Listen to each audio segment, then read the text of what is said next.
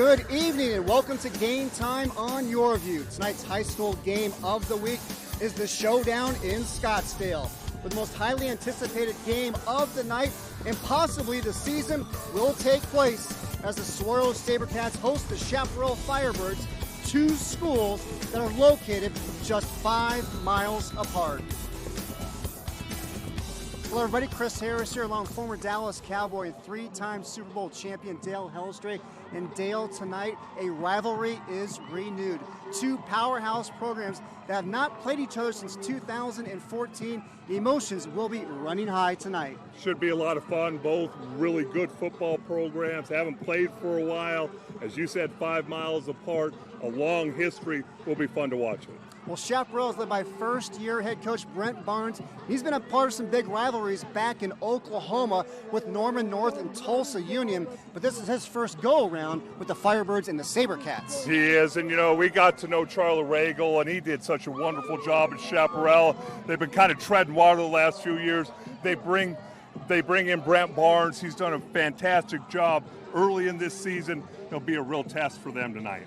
Offensively, Chaparral's offense is led by quarterback Jack Miller. The junior has committed to play his college ball at Ohio State, and he's the number 4 ranked pro-style quarterback in the country for the class of 2020. It's going to be fun to watch him play. You hear everybody talking about him. He's now playing in the 6A division. It's going to be fun to watch him against a top-notch defense like Saguaro's this evening. Very impressive numbers for Miller. It's going to be a pleasure to watch him out here tonight. Well, Saguaro's won 5 straight state championships, and they've won 36 straight games against Arizona opponents. Their last loss coming in September of 2015 against Pinnacle.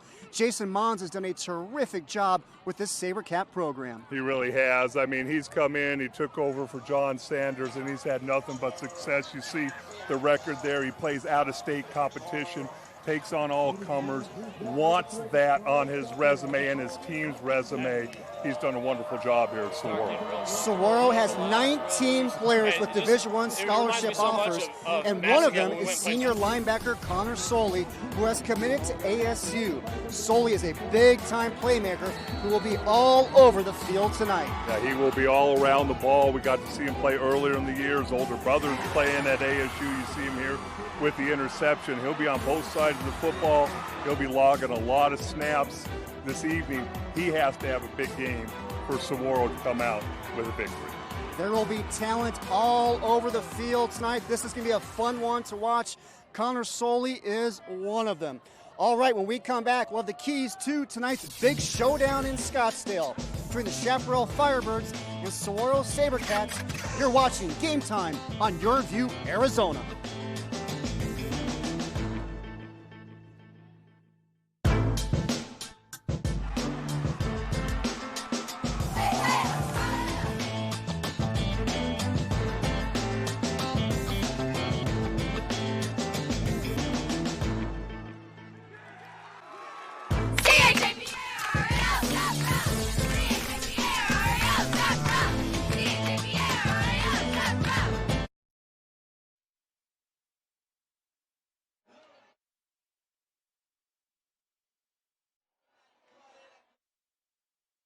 By Circle K. It's time for a Circle K Polar Pop Timeout. Your cup, your rules. And by Valle Luna, proud supporter of scholar athletes in Arizona.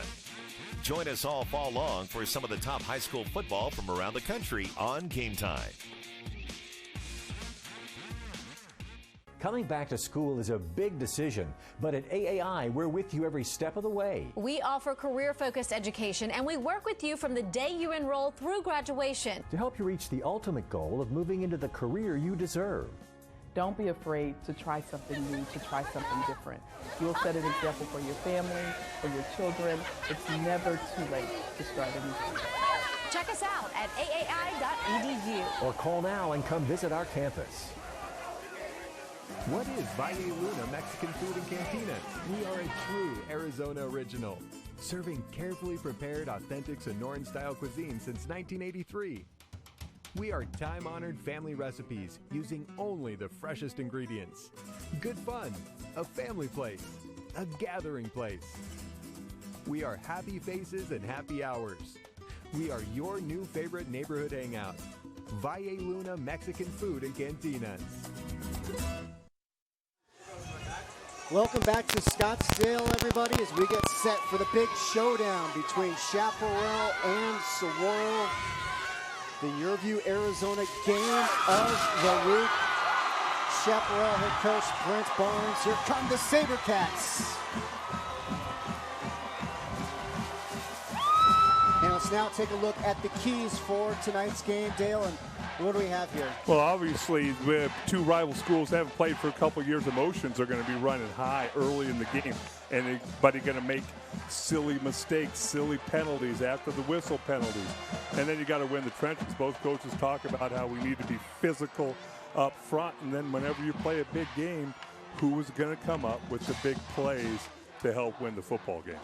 Now, Dale, as somebody who played in this rivalry, how would you describe what it's like and the emotions that are going on right now? Well, it's so interesting. We'll get to catch up with a couple of my buddies, Kevin Smith, who played here, and Jeff Harper, who played at Chaparral. And growing up, I played boys club football against Jeff Harper when we were 8, 9 years old. Then didn't see him again until after we graduated from high school. Couldn't stand him.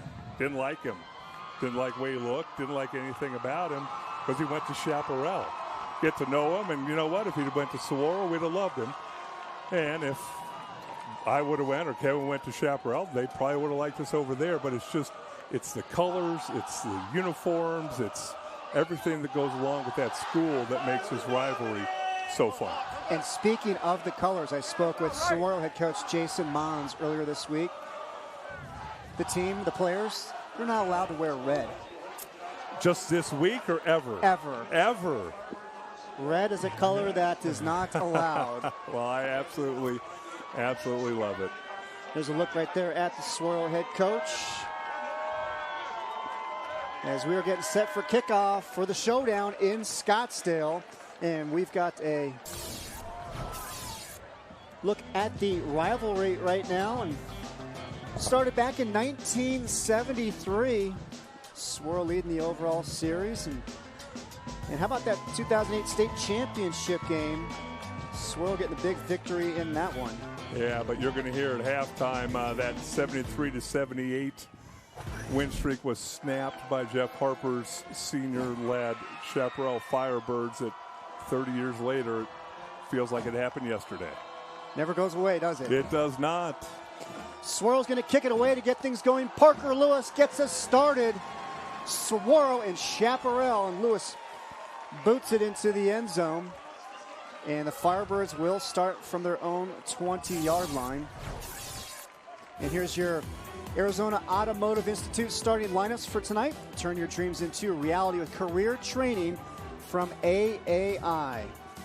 See those two tackles, and these guys will be moving around. They have strong side offensive linemen, quick side offensive linemen. That means they're going to be flip-flopping left to right, but we're going to keep a really close eye on the running back, Darvon Hubbard, the Ohio State commit, who I believe is going to have to be able to run the football tonight for Chaparral to have success. And here comes Jack Miller and that Firebird offense, and it is a potent one at that. Look at Miller's numbers on the season, averaging 18.5 yards per completion, 10 touchdowns already on the year.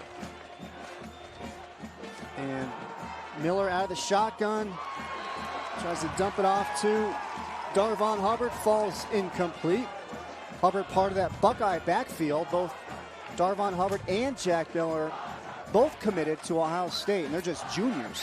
Well, again, you're trying to get your quarterback off to an easy start, a little swing pass to your running back, gain 3, 4, 5 yards. He breaks a tackle, maybe more, but let's get an easy early completion to get our quarterback in rhythm. Two receivers split to the right, one to the left. Hand off to Hubbard. Big hole, drags the defender. Nice pickup there by Hubbard in on the tackle for Saguaro. Danny Rivera. As we take a look at that Sabercat defense. And how about Clayton Randall, the middle linebacker, led the team in tackles last season. This is his first game of the year. He was out with a nerve injury in his right arm, and he's suiting up tonight. He's not about to miss this rivalry game. 3rd and 4 for Chaparral.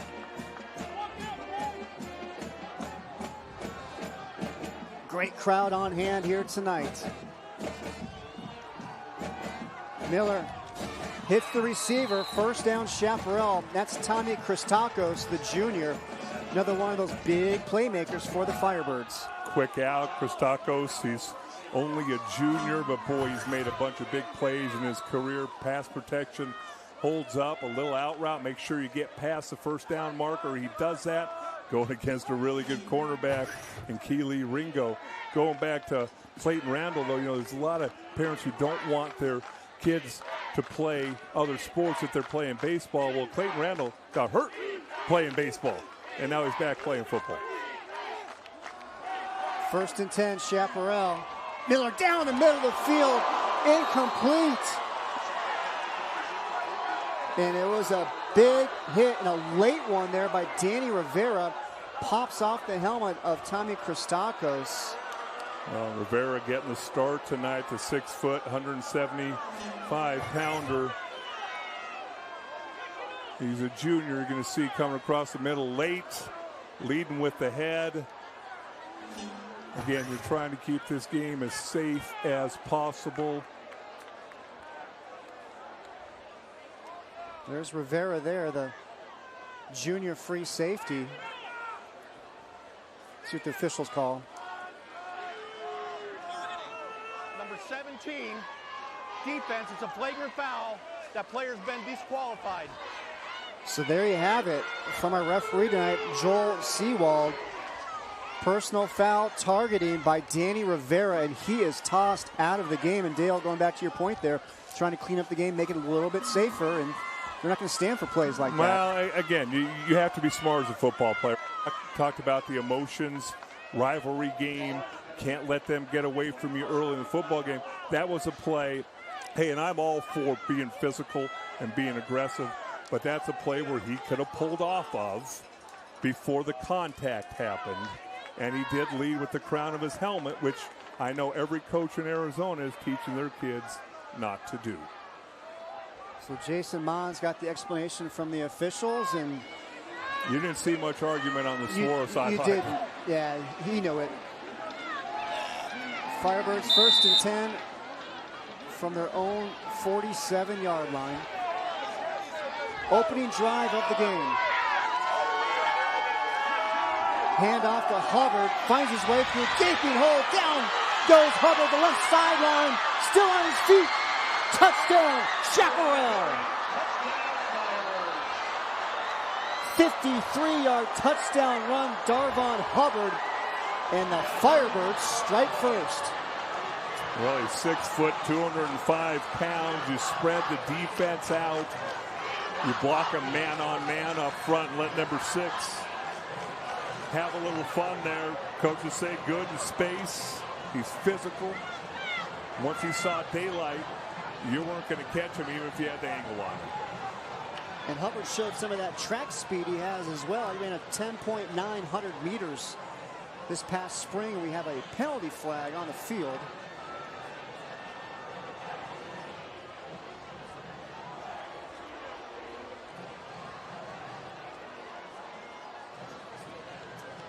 The touchdown is still good. The play is a touchdown.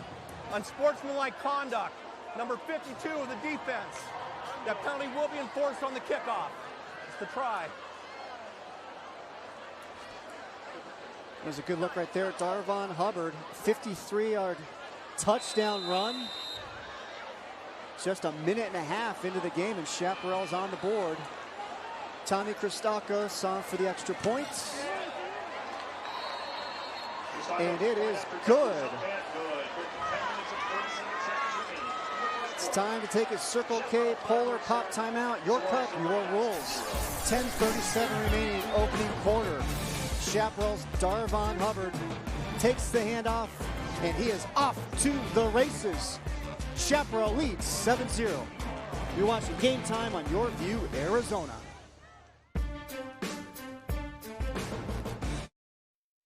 You're watching Game Time on YurView.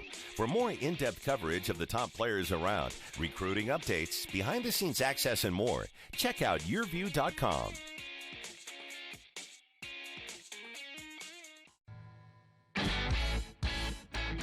Hey Arizona, Circle K is home of the 89-cent any-size Polar Pop Foam Cup. Fill up the cup that stays cold longer with your favorite flavor and enjoy all day long. You can get any size Polar Pop Foam Cup for just 89 cents every day. That's right, any size Polar Pop Foam Cup for just 89 cents. Head to Circle K now and get a Polar Pop Cup and so much only at Circle K. Tonight's Game Time starting lineups are brought to you by Arizona Automotive Institute. Turn your dreams into reality with career training from AAI. Join us all fall long for some of the top high school football from around the country on Game Time. Welcome back, everybody. Darvon Hubbard, the Chaparral junior running back, a 53-yard touchdown run, puts Chaparral on the board first. Again, you do a delayed draw here, man-on-man blocking. Offensive line for Chaparral does a tremendous job. You break one arm tackle.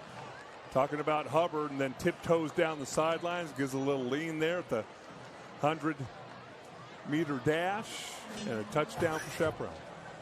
And look at the two commits to Ohio State, Jack Miller, Darvon Hubbard. Hubbard actually grew up in Akron, Ohio. Transferred out here before last season and got the offer to head back to Columbus. Jack Miller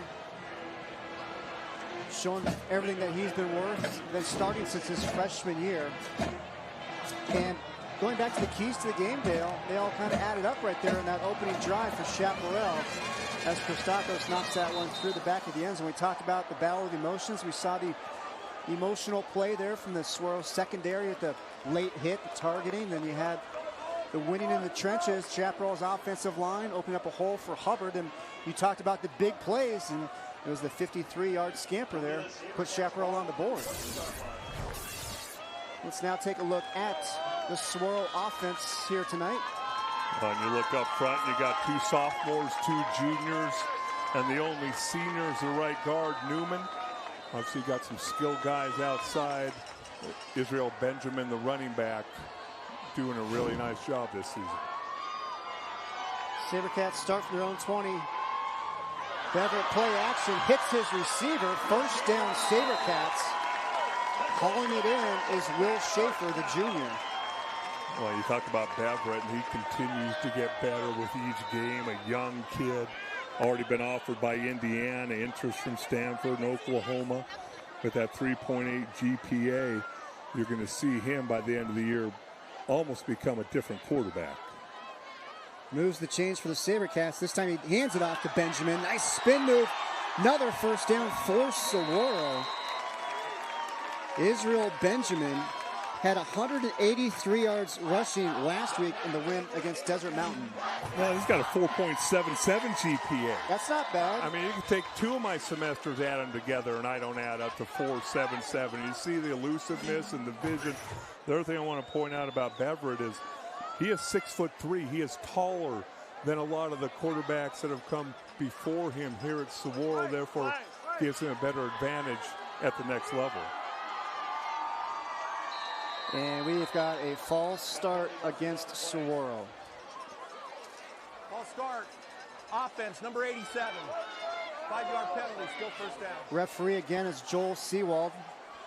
Got Steve Johnson, the umpire, head linesman Terry Yosick, line judge Marcellus Lesota, the back judge Mark Skosipik, side judge Zach Erdman, and the field judge tonight, Nicholas DuPont, as we take a look at the Chaparral starting defense here tonight. Really physical defense. So you got the Tesler brothers, Braxton Tesler leading the team in tackles. His brother Zian, second on the team in tackles. In talking with Chaparral's head coach Brent Barnes, as we see number 87 for Saguaro, Quinton Somerville, coming off to the field. Trips to the right for the Sabercats, 1st and 15. Handoff Benjamin up the middle, and to finish off that thought about Chaparral Coach Brent Barnes, he said this defense is kind of built around the defensive ends. Jackson Richards, as well as Oliver Karras, both athletic, speed, but play physical as well. Look at Jackson Richards right there. 6 sacks on the season already. Leads the team, and coaches told me he could have had another 6. Could be in double digits very easily. Beverett rolls to his right, and he gets dropped. Right on cue, it's the other defensive end, Oliver Karras, with the big play for the Firebirds. Well, and Oliver Karras, a senior, 6'4", 220 pounds. College coaches look at him and say, we could put another 20, 30, 40 pounds on that. Comes from the backside. Nobody open. Quarterback has to have that clock in the back of his mind and got to get rid of the football. But tremendous pursuit by Oliver Karras, who's committed to South Dakota State. So that's going to bring up 3rd and 18 for Saguaro from their own 34. Beverett rolls to his right, fires, incomplete. Well covered there by Chaparral junior free safety Ben Edelblut. Edelblut, great coverage, but you know, 3rd and that long, you have a 3-man rush, still able to get a little pressure on Beverett. Had to step up into the pocket, scramble around a little bit. You could drop 8 into coverage. Really nice coverage downfield, and Chaparral's defense forces the first punt of the game. So Chaparral's offense, first possession, scores a touchdown. The defense, they're able to get off the field. Devin Crawford back to return the punt by Parker Lewis. Nice punt there by Lewis. Gets the bounce as well. He's going to go inside the 20 and keep rolling. Finally gets marked down at about the 17-yard line. Here are tonight's Valle Luna Mexican Restaurant Scholar Athletes of the game. Valle Luna, proud supporters of Scholar Athletes in Arizona. Congratulations to Israel Benjamin of Saguaro and Craig McFarland of Chaparral. Israel, as you pointed out, Dale, has a 4.77 GPA, takes AP and honors courses, is a 3-year varsity player, and tutors at a youth center in Mesa. Craig has a 4.26 GPA, takes honor classes, is vice president of the Calculus Club, tutors students in math, and volunteers with Feed My Starving Children. Congratulations to Craig McFarland right there of Chaparral and Israel Benjamin, our Valle Luna Scholar Athletes here tonight. Chaparral, 1st and 10 from their 17, down the sidelines, wide open, Devin Crawford, and he is gone. 83-yard touchdown, grab and go by Devin Crawford, and Chaparral strikes again. What a nicely devised pass pattern by the Chaparral offense. That's Brent Barnes doing a tremendous job diagramming a play. Crawford, the deep threat, mix up on coverage for Saguaro, and Jack Miller puts the ball right where he needs to. So often those passes are hardest to throw. You're wide open. You don't want to overthrow him. You don't want to underthrow him. Tremendous job by the Chaparral offense. And a great job by Miller to put some air underneath that ball and allow Crawford to make the play. Christakos on for the extra point. And it is good. And with 7:35 remaining opening quarter, Chaparral's had the ball twice. They've scored 2 touchdowns. Take another look at.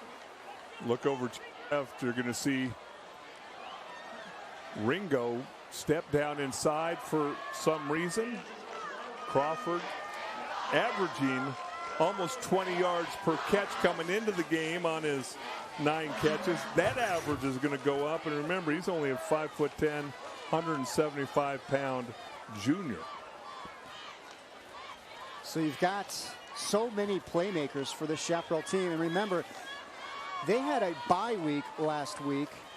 And you talk about Brent Barnes, the head coach in his first year at the Firebirds. The last 6 seasons at Norman North in Oklahoma, his teams led the state in passing yards. And now he's got Jack Miller to work with here. You have a feeling He's got a lot to work with. Devin Crawford has Chaparral up 14-0. Great start for the new Firebird head coach. Let's see if Saguaro can respond.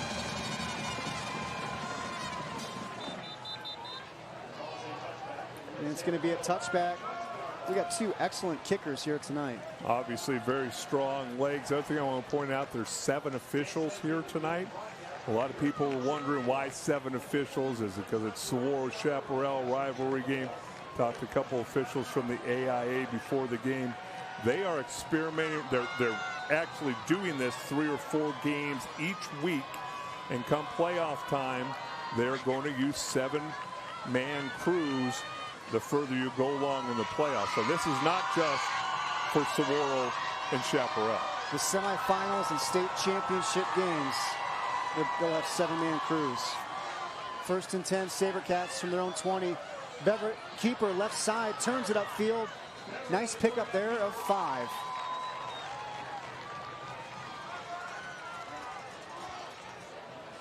Well, that's where you see he's got the speed to get outside. Maybe not quite as dynamic as some of the quarterbacks here at Saguaro that have come before him. Remember, he's only a junior, probably a little better arm, and the future is very, very bright. They're going to call it 2nd down and 6 now for the Sabercats. Trips to the right. Benjamin the lone setback. Benjamin takes the handoff. Dives forward. It looks like it's going to be a 1st down for Saguaro. Interesting to watch this Saguaro offense, and Jason Modge are down 14-0 in the first quarter. Not used to being in that situation. A lot of coaches will start to panic at 14 points or 17 points. You start seeing them throw the football all over the place. Let's see if Saguaro can pound this ball down the field, make it a 1-score game. Hand off to Benjamin once again. Nice cut. Israel Benjamin. Pickup of about 9. Israel Benjamin, a terrific run. I mean, the vision, and watch this move right in the hole. Makes defender miss. Takes a couple tacklers from Chaparral to get him on the ground. Really fun to watch Israel Benjamin run the football. 2nd down and 1. Beverett. Little screen there. Matt Polk, 1st down for the Sabercats, down Firebird territory. And there's going to be a penalty on Jackson Richards. Downfield, the defensive end, you make a tackle, and we'll probably see it on the replay. But again, we talk about the emotions. In a game like this, the guy's on the ground. No reason to do what Richards did there. 8 tackles for loss, 6 sacks on the season, made the tackle, and add 15 yards. There's a look again at tonight's officials. That 7-man crew you just spoke of, Dale. After the play was over, unsportsmanlike conduct, number 59 of the defense. 15-yard penalty, 1st down. Well, one thing that Coach Barnes told me about Jackson Richards is that Richards plays with passion. It's fine. You play with passion from snap to whistle. You don't play with passion after the whistle. Number one, it does your team no good. Nice tackle. Now get up. You don't have to drive him in. You don't have to say whatever you said right there. You tackled him. It makes absolutely no sense. I've never understood that at any level of football. Makes no sense. So Saguaro's drive will continue now from the Chaparral 34. 6.5 minutes remaining, opening quarter. Trips to the left for the Sabercats. Benjamin offset to Beverett's left as well. Tries to find Schaefer, falls incomplete. You gotta like the way that Chaparral is so aggressive defensively and changing up the looks. 3-man front, 4-man front, walking linebackers up, trying to confuse this offensive line of Saguaro. Remember, we talked about them. 2 sophomores, 2 juniors, and 1 senior on that line. You have to communicate. Talked about the emotion of the game. Have to make sure that your buddy knows what you're doing. 2nd and 10. Beverett fires. Flag is down. Pass is caught. Braden Green with the catch. But there is a penalty flag down.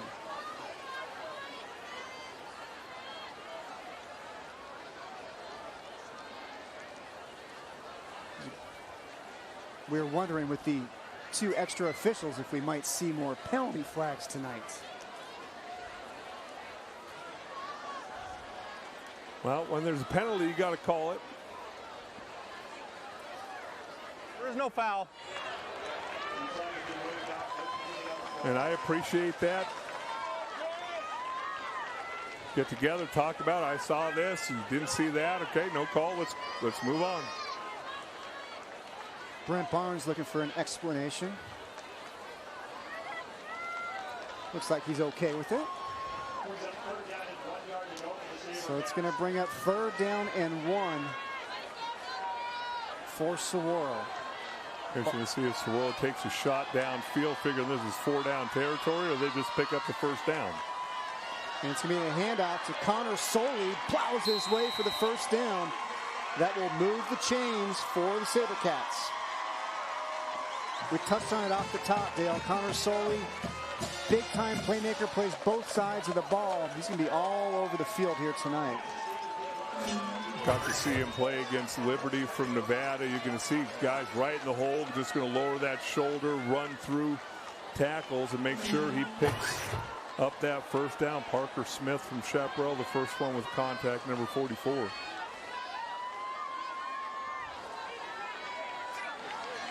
Solely in motion to meet a handoff for Benjamin up the middle. Breaking tackles, fighting for the goal line. Ball is loose. And it's going to be a touchback. Chaparral recovers as Benjamin fumbles, fighting for the goal line. And coming up with the recovery is Ben Edelblut. What a huge turn of events there. Good blocking up front. Look at the vision from Benjamin, and here getting dragged down, continues to fight. Ball gets knocked loose. Looks like Edelblut comes up with the tackle. Let's see who knocks it out here. Looks like that's number 33, Braxton Tesler. He's the leader. Tackles on this Chaparral defense, knocks the ball out. And again, one of the, you fumble into the end zone, touchback. Wow, what a huge play there by that Firebirds defense. Braxton Tesler knocking it loose. Ben Edelblut with the recovery. Well, and you watch and you see all the points, and I think a lot of people think they throw the ball all over the place. And they are a power football team. They they want to run the football. And now this defense has to come up with a stop to keep them in this football game. So a great drive by the Sabercat offense, but they have no points to show for it. Chaparral takes over from their own 20. Miller to Crawford. Well, what you got to love about this Chaparral offense, Jack Miller and company. Now, a lot of people are going to shy away from Akili Ringo. Yeah, you look at him, you respect him. He's as good as there is in Arizona at the cornerback position. But guess what?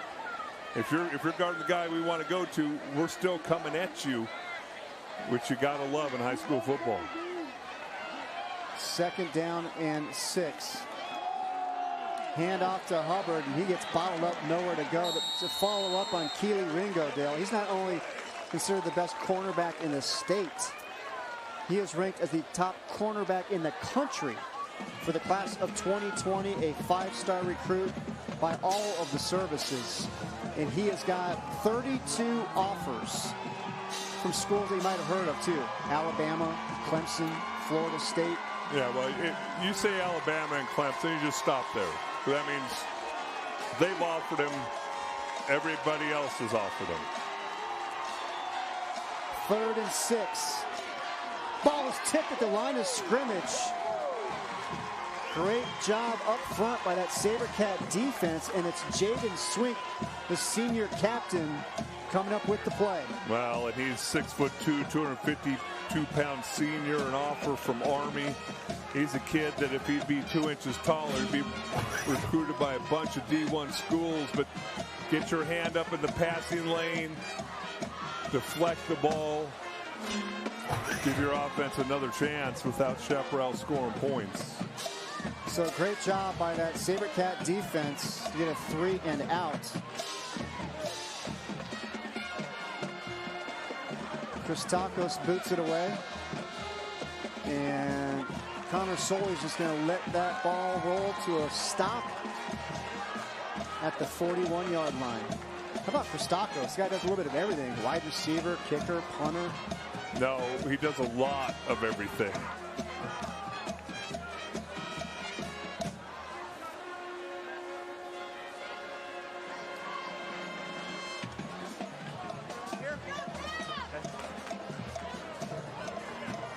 Illegal formation on the offense. Not enough players on the line of scrimmage. 5 yards will be added to the succeeding spot. First down. Let's take a look at the Chaparral defense here tonight. Done a nice job here. Oliver Karras getting things going early on. They are flying to the football. They're mixing things up. You see the coverage down the field. That's Edelblut again on the pass breakup. Jumps on the fumble that Tesler caused. You have to be really, really pleased if your defensive coordinator, Mark Nolan, coached at Notre Dame Prep, coached at Brophy. And this defense kind of built around speed. And as you pointed out, Chris, the power of those defensive ends. You see Oliver Karras there at the top of your screen, number 5. He benches 315, he squats 455, and runs the 40 in 4.6. Those are some nice numbers. Yeah, but we have a young cameraman here who fancies himself as a track athlete and finely tuned. And he ran a 5.3 40 out here before the game. Was that hand timed? It was clock timed, to which our esteemed former producer Rich Reed pointed out that there he is right there in the middle of your camera. That's Garrett. And 5.3 40. Rich Reed pointed out that Hellestray at 290 pounds ran a 4.99. So Garrett said he's going to work on it. And he also said he slipped a little bit on the start. A little bit of an excuse. Yeah, he made excuses pretty quick.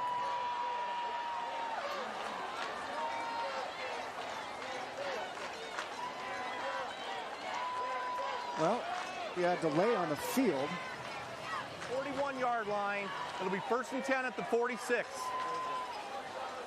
Yeah, I think that they kind of lost where the ball was down. Talk about 2 powerhouse programs here tonight. Look at these numbers since 1999. Swirl 10 state titles, Chaparral with 6. 2 teams that experienced a lot of winning.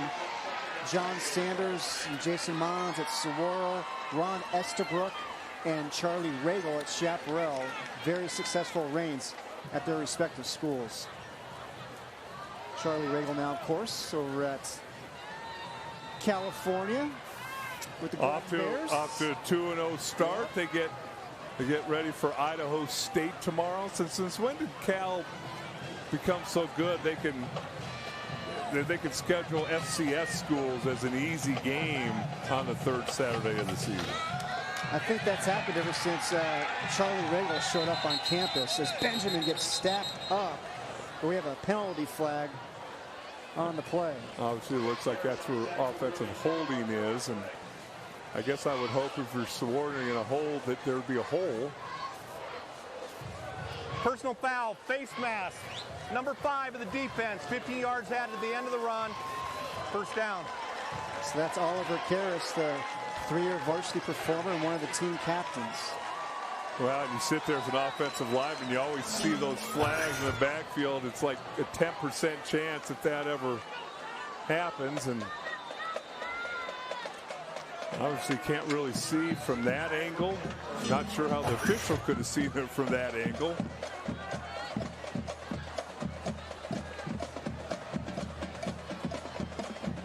pretty good look there by our camera crew. See the penalties here so far here tonight. 1st and 10, Sabercats from the Chaparral 41. Beverett hits Schaefer out in the flat. Great job in the open field there by Chaparral's sophomore strong safety, Ashton Liddell. The first one to make contact there was Schaefer. Wow, and then a bunch of white jerseys running the football. Zian Tesler. He's a senior, 5'10", 210 pounds, flying from the inside. You can see why he's second on the team in tackles. A lacrosse player. These white jerseys are flying around the football field this evening. Both Zian and Braxton Tesler both play lacrosse at Chaparral. Israel Benjamin, nice run following the lead block. How about number 75, Graham Walden, the sophomore, getting downfield to throw a block for Benjamin. We talked about Chaparral trying to change things up, keep Saguaro on its heels. You can see number 10 to the far right of your screen. That's a safety, Edelblut. He leaves the middle of the field, trying to bring pressure on Saguaro, able to find some running room off right guard. 1st and 10. Benjamin takes the handoff. Tries to break free from a tackle, but nowhere to go. Great job there. Chaparral in pursuit. In on the tackle, number 58, Christian Bauer, the junior middle linebacker. I think the thing that's jumped out to me the most here early in this football game is the team speed that Chaparral possesses on defense. I mean, you look like you have a little bit of a hole to run through, and all of a sudden it's closed down in a hurry. We talked about Chaparral's defensive ends being able to go sideline to sideline. Ball is loose. Beverett picks it up. Tries to make something happen, but gets dragged for the sack by Zian Tesler. Penalty flag comes out. Might be a horse collar, though.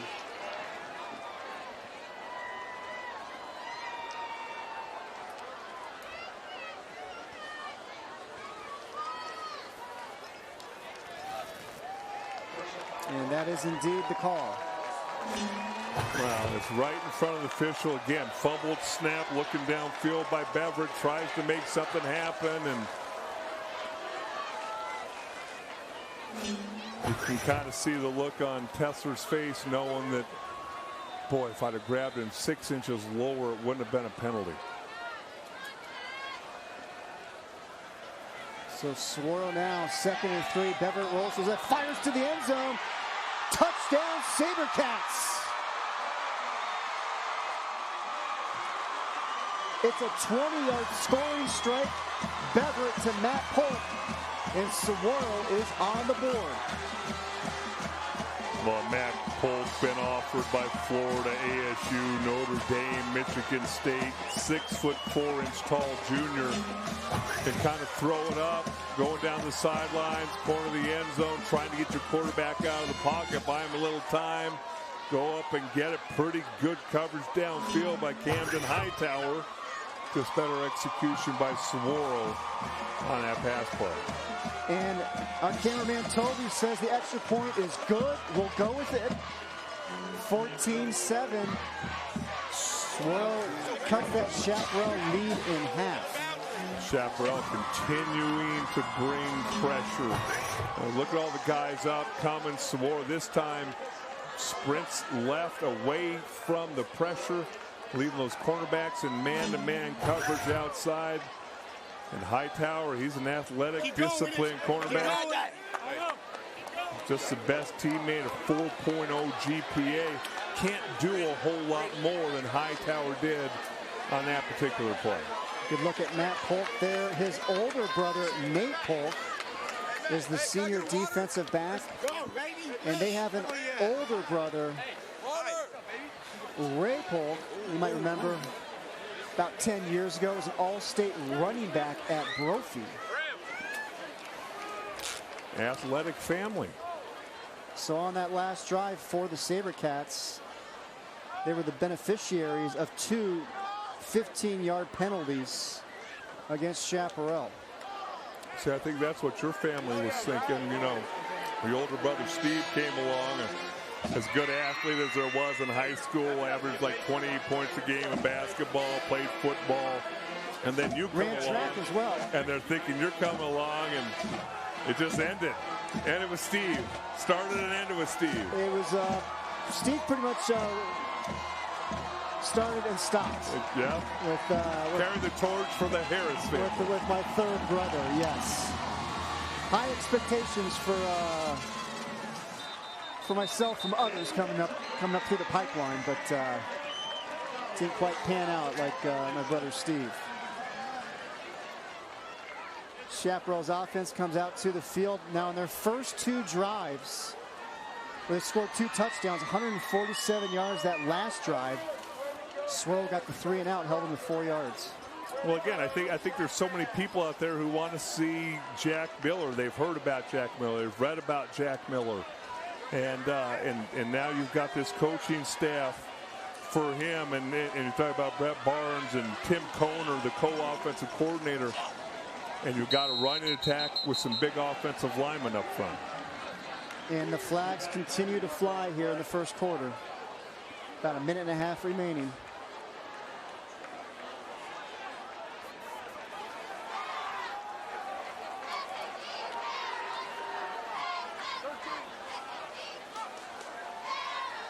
There is no foul. Number 13 will be replaced for 1 down. Get somebody in for him. Turn your microphone off. Don't want anything unnecessary to come across the air here tonight. That's Marcus Norvell, the senior wide receiver. Norvell had the game-winning touchdown catch in the overtime victory against Hamilton. Gonna have to sit out for a play.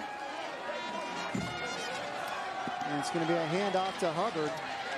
And coming up to make the tackle, number 46, Alani Ma'afu, the sophomore nose tackle. Sophomore, 6'2", 250 pounds. He's not small. Big, athletic. In football terms, he's a freak, which is a compliment. Tremendous presence in the middle of that defensive line for Saguaro. And he's also got a rugby background. So you know he likes contact and he is tough. 2nd and 7. Miller across the middle of the field has Christakos. Penalty flag down. Christakos still going. Finally bringing him down is Brian DeBoard. But let's see what the penalty flag is for. It sits all the way back at the Chaparral 37-yard line. Not so sure that Tommy Christakos didn't run through a pass interference call against Saguaro or a holding call and still caught the ball on a quick slant. Christakos, 6'4", 195 pounds. Seems like he's involved in every facet of this Firebird football team. Holding on the defense, number 8. That penalty is declined. The result of the play is a first down. Dale, you called it. And that's not just any player. That's Connor Solie trying to grab onto him. Left side of your screen, breaks through that, breaks a tackle. Little stiff arm, chase down the sideline, and just a tremendous play on his part. And Jack Miller putting the ball where it needs to be. See Christakos, those numbers from their game against La Jolla a couple of weeks ago. Now Christakos, just a junior, he's got offers from Utah, ASU, U of A, Memphis. So he's definitely on the radar, some of the bigger colleges. Well, he is, and you see that size, you see the versatility, good hands. You know, football coaches like to use the terms large catch radius. Well, when you're 6'4", 200 pounds and athletic, gives you a big catch radius and catch balls in traffic. Fun to watch him play football. And that's something that Chaparral quarterback Jack Miller likes as well. Fires to the end zone. Falls incomplete. Looking for the flag was Marcus Norvell. Not going to get it. See, but I always like is you can see the kids who watch other football. Believe it or not, there's high school kids who play football who don't watch the NFL or don't watch college. The ones that do, you can see they emulate NFL wide receivers. You know Marcus Norvell watching NFL film. He's begging for the pass interference call. And that was Brandon Shivers on the coverage for Saguaro. It's going to bring up 3rd and 5 from the Saguaro 25. Miller fires. It is complete. First down, Firebirds. Making the catch, number 85, Jack Helston, the junior. Keeps the drive alive for Chaparral. 6'3", 200-pound junior. He's unselfish, does the dirty work. Nice catch in traffic. You see the numbers on the season, but really nice throw and catch. And the first quarter is in the books. The showdown in Scottsdale. And it is the Chaparral Firebirds leading the Saguaro Sabercats 14-7. You're watching Game Time on YurView Arizona.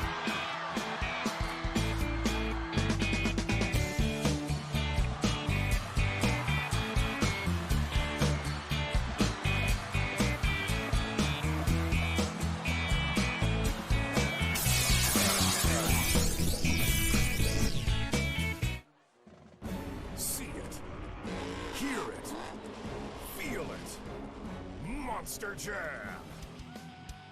Where the only thing bigger than the trucks is the air they catch.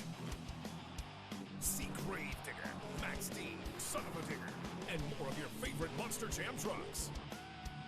Presented by official partners America's Best Contacts and Eyeglasses and BKT Tires. Tickets start at $15. Restrictions may apply.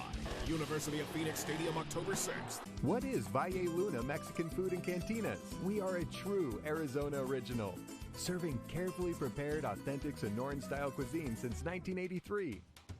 We are time-honored family recipes using only the freshest ingredients. Good fun, a family place, a gathering place. We are happy faces and happy hours. We are your new favorite neighborhood hangout. Valle Luna Mexican Food and Cantinas.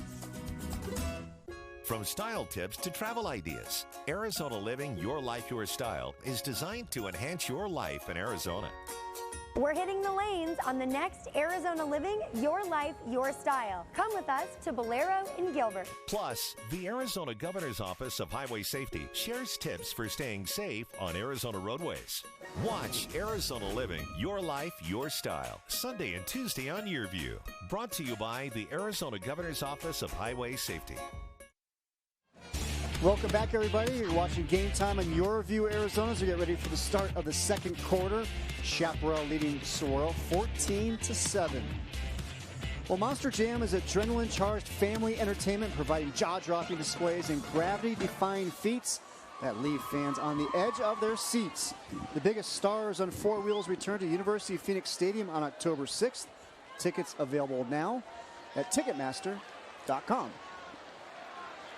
First quarter, Chaparral, 215 total yards. Saguaro, 99. Chaparral driving again. 1st and 10, Firebirds. Hubbard takes the handoff, slips out of the tackle. Pickup of maybe one. Connor Soley was the first one to get there. Great penetration by the defense, trying to run counter back to the left. And as you mentioned, Solely able to find a gap to shoot through. And they're going to say no pickup on that one. 2nd down and 10. Chaparral from the Saguaro 14, and they lead 14-7. Miller finds Hubbard out of the backfield, puts his shoulder down. 1st down, Firebirds. And how about Hubbard? Showing he's not afraid of a little contact. Lowers the boom on Brian DeBoard. Yeah, you see that 6 foot, 205 pounds. Watch the hands, sneaks out of the backfield. You lose him in man-to-man coverage. DeBoard tries to come up and make a tackle. Not going to shy away from contact. Lowers that shoulder.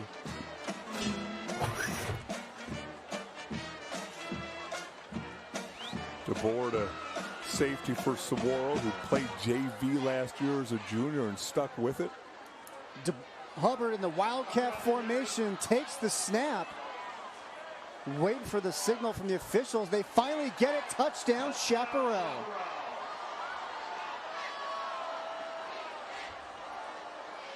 And it is Darvon Hubbard, his second touchdown of the night.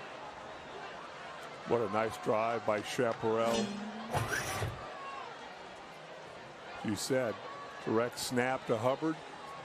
Offensive line coming off the football. You see dark jerseys in the end zone. That means the white jerseys win and you score. Christakos for the extra point, and it is good. And Chaparral on the opening drive of the second quarter get the touchdown. It is Darvon Hubbard who finishes off the drive for the Firebirds. It's time to take a Circle K Polar Pop timeout. Your cup, your rules. Darvon Hubbard, direct snap, lowers the boom. Touchdown, Chaparral.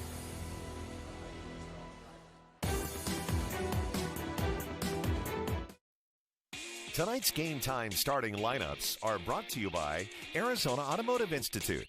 Turn your dreams into reality with career training from AAI. Join us all fall long for some of the top high school football from around the country on Game Time. Hey Arizona, Circle K is home of the 89-cent any-size Polar Pop Foam Cup. Fill up the cup that stays cold longer with your favorite and enjoy all day long. You can get any size Polar Pop Foam Cup for just 89 cents every day. That's right, any size Polar Pop Foam Cup for just 89 cents. Head to Circle K now and get a Polar Pop Cup and so much more. Only at Circle K. You're watching Game Time on YurView. For more in-depth coverage of the top players around, recruiting updates, behind-the-scenes access, and more, check out YurView.com.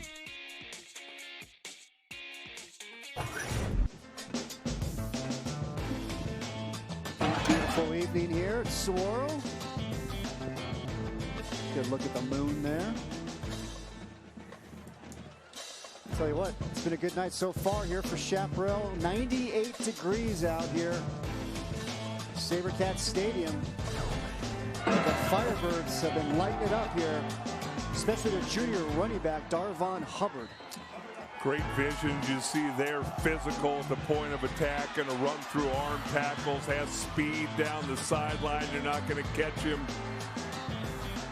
even if you've got the angle, and then you see the hands out of the backfield, and nope, I'm not going to just run out of bounds like a Franco Harris. I'm going to lower my shoulder and try and pick up a couple more yards. 7 rushes, 68 yards, and 2 touchdowns. Darvon Hubbard showing why Ohio State thinks so highly of him. He's committed to the Buckeyes already, and he's just a junior. Just like his quarterback, Jack Miller. Christakos is going to boot that one through the end zone. So my question is about Christakos. Is he a better kicker? Is he a better wide receiver? Is he a better punter? I mean, if you're him, obviously the least toil on your body is going to be being a kicker. But I don't know last time I've seen a high school kicker who routinely kicks it out of the end zone, not to the goal line, out of the end zone. He set a school record earlier this season with a 53-yard field goal. And talking with Coach Barnes, he said he's good from anywhere in the mid-50s. Now, Christakos, he told me he grew up playing soccer, and that's where the strong leg comes from. Doesn't play it anymore, strictly football, but you mentioned it. Talented receiver, talented kicker and punter. He's got options moving forward. And that's always nice. That's always nice. Again, Saguaro trying to get their offense going. You know, you talk about getting some different guys moving around, and Soley carrying the ball right there, but this defensive line for Chaparral, very physical up front, and they want to do that. They knew they had to stop the run. They had to play physical. and try and put this Saguaro team into obvious passing situations. Sabercats with trips to the right. Benjamin the lone setback. Beverett shotgun, and we've got a penalty flag before the snap. 5-yard penalty, still second down. False start for the Sabercats, pushing back 5 yards. Again, most coaches are okay with, you know what, a holding call, pass interference call. You know, you're playing, things are going to happen. It's the pre-snap and the post-whistle penalties that will drive you crazy. It's going to bring up second down and 14. Beverett drops back, fires left sideline. Polk makes the catch. What a terrific adjustment by the junior wide receiver, Matt Polk. Big play for the Sabercats. And there is a penalty flag on the play. Let's see what it's for. Really good coverage by Williamson for Chaparral. Just underthrown a little bit, puts the defensive back at a disadvantage. Polk sees the ball, is able to come back. If for Williamson, you have to continue to run, able to connect on a long pass play. The officials pick up the penalty flag, a pickup of 42 for Polk. Now it's Benjamin on the ground, big hole in the middle, cuts it to the left side. Israel Benjamin, touchdown, Sabercats.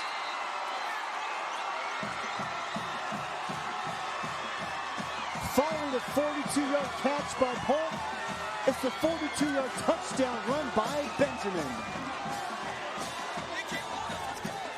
Jason Mons likes what he sees. Start to get into a little bit of a rhythm offensively. That offensive lineman able to pick up the stunting, blitzing front from Chaparral. And Benjamin finds his way to the end zone with that great vision of his.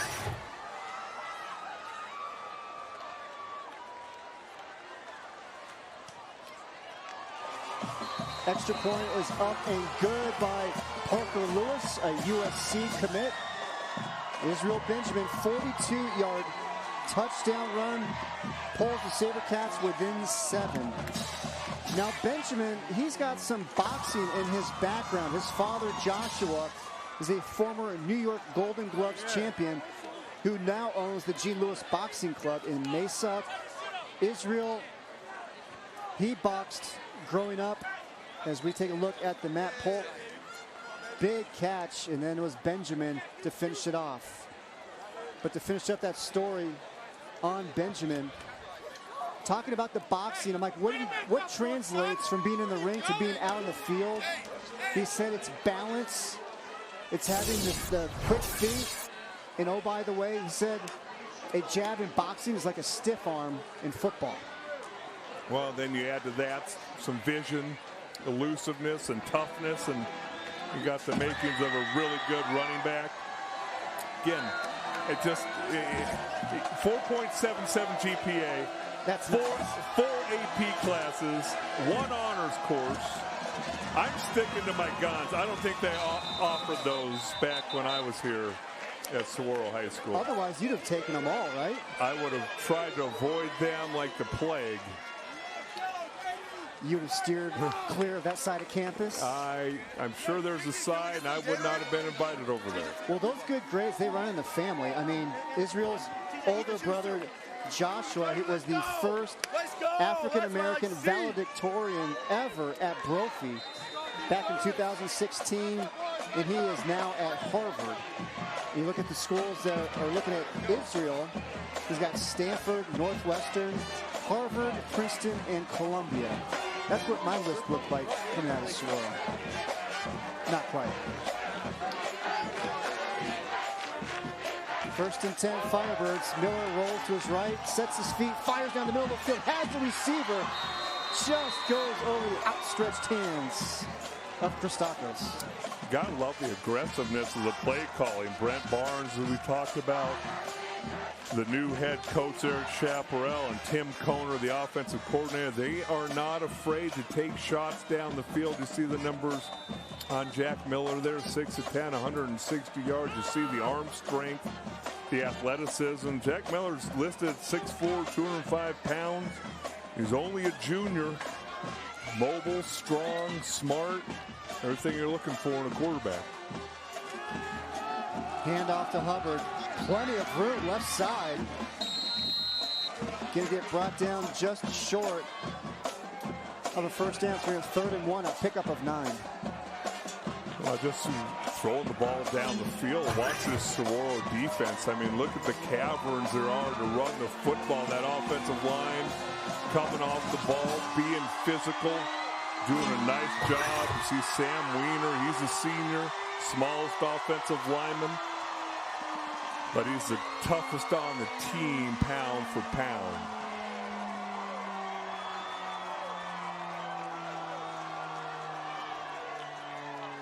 And Jack Miller comes off the field, so it looks like it's going to be another direct snap to Darvon Hubbard. Worked well the first time they got the touchdown. It works well here again. Hubbard first down and more down the sideline.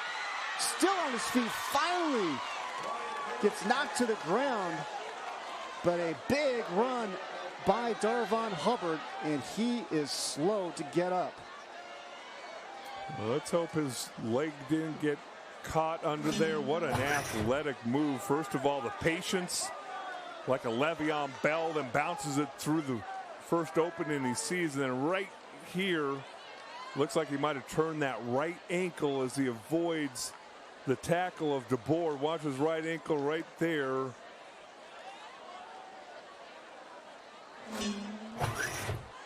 Or he might have still been running. What an athletic move by Darvon Hubbard. And a great job making the tackle there by Brian DeBoer as Hubbard getting some assistance coming off the field. It was a pickup of 37 yards on the run, and Hubbard now with 9 carries, 114 yards, a pair of touchdowns, but more importantly right now, taking over the training table to take a look at that right leg. Well, let's hope they can tape it up and it's nothing serious. Saguaro having a very difficult time keeping him under wraps. Remember, that was 3rd and 1 when they gained 37.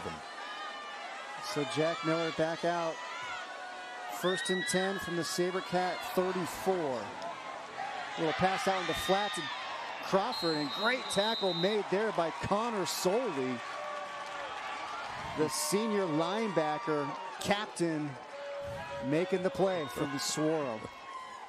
I love playing with enthusiasm, but we're not even halfway through the second quarter yet. You've given up 21 points defensively. You made a nice tackle here. Get up and go back to the huddle. You haven't stopped anything yet if you're the Saguaro defense, and I wouldn't do anything to spur this Firebird offense on anymore. 8.5 minutes remaining here. First half. Miller, plenty of time, finally rolls to his right. Looking for Christakos. Incomplete. Coming up to make the play, Josiah Jacobs. And Josiah Jacobs, you can take another look at his play. He's a terrific story. Jacobs has type 1 diabetes. Checks his sugar levels during the game. He'll eat something salty or drink some Gatorade if he needs it. It does not slow him down out there on the football field.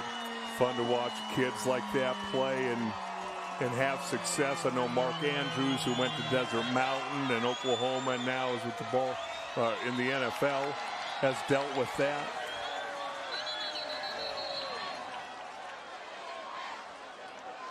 Andrews, in fact, got his very first NFL touchdown Chaparral last night. First charge timeout of the half. In the game against Cincinnati. Well, this week on YurView's high school football recruiting podcast, Over the Middle, Jeremy is joined by 4-star Ohio State quarterback commit Jack Miller of Scottsdale Chaparral and Ohio State recruiting writer Mark Givler of BuckeyeGrove.com. They'll examine if the Urban Meyer suspension has impacted the Buckeyes' recruiting efforts. All that and more on this week's episode of Over the Middle podcast. Check it out at YurView.com.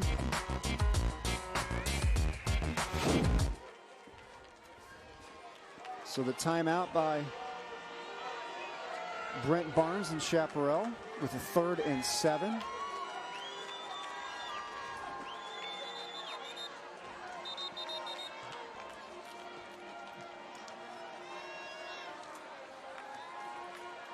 Boy, it's a little warm to be wearing the black Firebird costume, don't you think, tonight?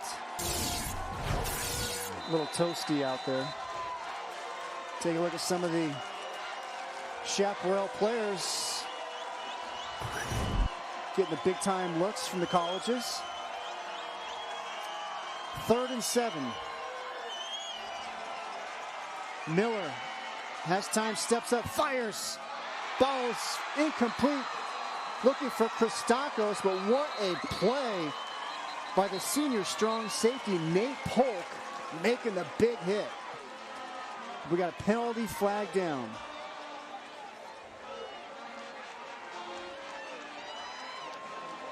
An eligible man downfield on the offense, number 84.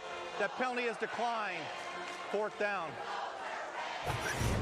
And let's take a look back again at that Chaparral Knowles. We talked about Miller and Hubbard. Dale, you mentioned Karras, South Dakota State, but Christakos, how about McFarland? We touched on him as a scholar athlete, offer from Air Force, Nevada, and others. And Jackson Richards, defensive end. Seen him make a couple nice plays here tonight. In fact, Richards, his father, played linebacker at Iowa State. So the Cyclones are looking at him as well. Talking about Tommy Christakos. Here he is with the... More flags are flying. The Chaparral getting timeout. Just a second, you can. Chaparral, 2nd timeout. So as Chaparral gets set to try a 48-yard field goal attempt, Coach Barnes wants to have a little discussion with the referee, Joel Seawald. Play clock is about to run out. They're lining up for what looked like, I can't see where the ball is anymore, 48-yard field goal attempt. We know Christakos can make one from that distance. Set a school record 2 weeks ago with a 53-yarder against Loyola Community.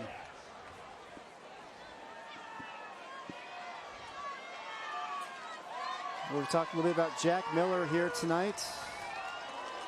He's had some incredible numbers throughout his career. His freshman year, he was over at Scottsdale Christian Academy. Came over to Chaparral last year. And we mentioned number 4 ranked pro quarterback in the country for the class of 2020. Christakos on now. The 48-yard field goal attempt. Plenty of leg. Looks good. And it is good. Tommy Christakos with the 48-yard field goal attempt splits the uprights. I didn't even watch the field goal. I just watched Tommy. He knew that was good as soon as it left his foot. Boom. That's almost as straight as one. He didn't even watch. I was going to say it's almost as straight as one of your drives out on the golf course. Yeah, you've played golf with me. You know that's not true. Sometimes it is. But boy, what confidence it puts in a coaching staff to know that you have a kicker who not only can kick the ball out of the end zone on kickoffs, but can make 50-yard field goals and make it seem fairly routine after playing wide receiver. So Christakos caps off the 6-play, 49-yard drive, just under 2 minutes with the 48-yard field goal.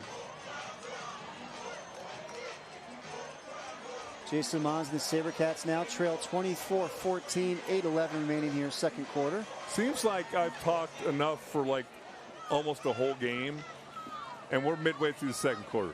It seems like this game is taking a while to get through. Going along about the same pace that Garrett runs a 40. He'd still be running, right?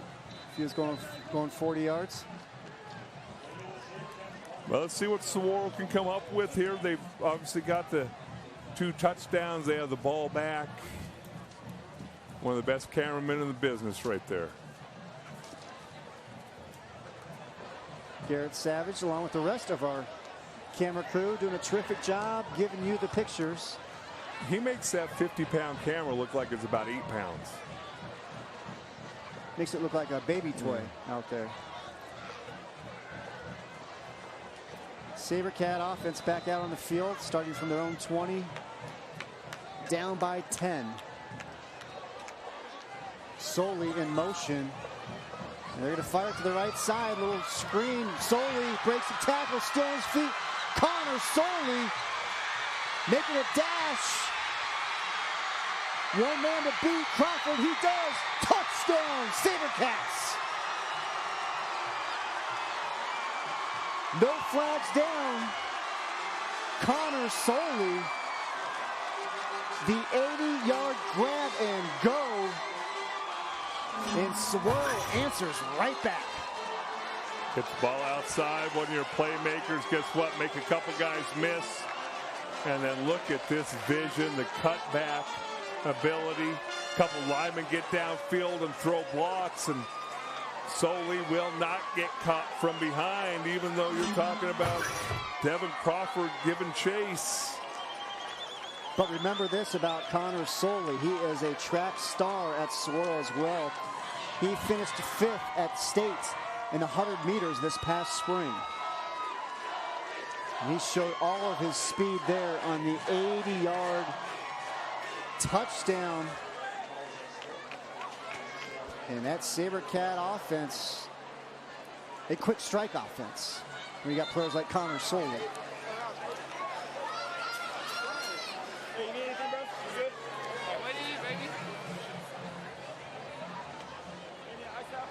Saguaro head coach Jason Mons got to like the response by his Sabercat offense.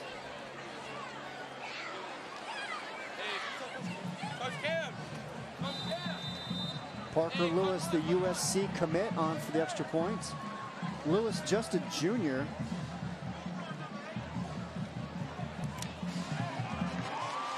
And the extra point is no good. Wide left. So the score remains 24-20.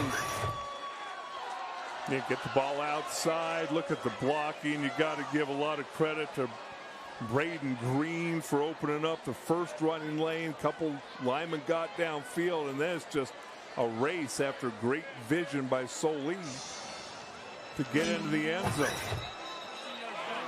Hot night out here everywhere but this really nice press box is Saguaro's welcomed us with open plays. Big old press box here at Saguaro. Open us with open arms. I heard plays and I just repeated. Connor Soley going with the ice towel treatment. He deserves it. There's nothing like an ice towel right now. We earlier saw the Chaparral notables. How about Connor Soley? He's one of these Saguaro notables. We've touched on Keely Ringo. How about Damian Sellers and all the big-time offers that Sellers has got? Well, you're talking about a couple underclassmen in Ringo and Sellers, and Soley talked about him going to ASU, and Nate Polk and the future that he has, and the list goes on and on. And Seth Robinson, this is a big game for him tonight. The Saguaro defensive lineman. He transferred to Saguaro from Chaparral last year. And he was, the ball is loose on the kickoff. Saguaro's kickoff coverage takes advantage of it. And Firebirds are going to have to start. Looks like about their own 16-yard line. But going back to Seth Robinson, he was active, let's say, on social media, having a little give and take with the Chaparral student body about this game. As we'd see Darvon Hubbard there, Dale, limping around on that Chaparral sideline. Yeah, you're hoping he's not done for the night. You're hoping it's nothing serious.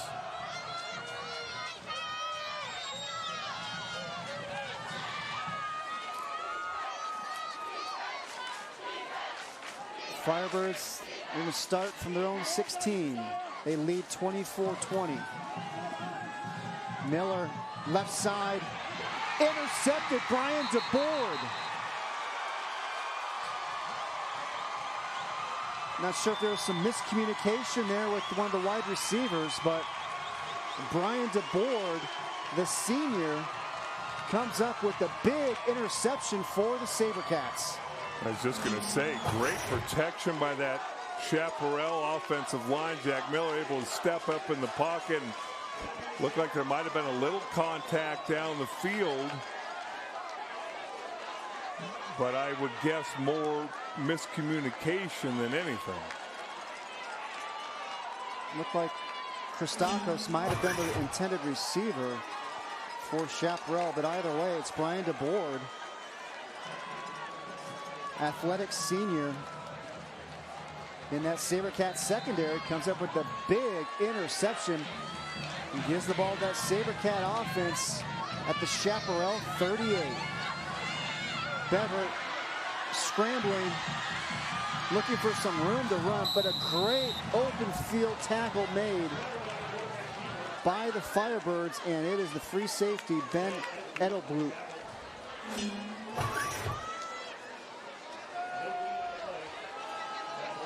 I don't know, did you see Edelblut?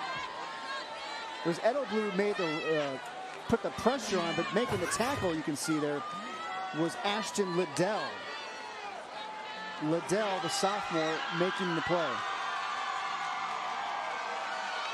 7 minutes remaining, first half. Benjamin, handoff, up the middle. Just going right through some would-be tacklers for Chaparral. Benjamin showing that strength, 5'9", 190.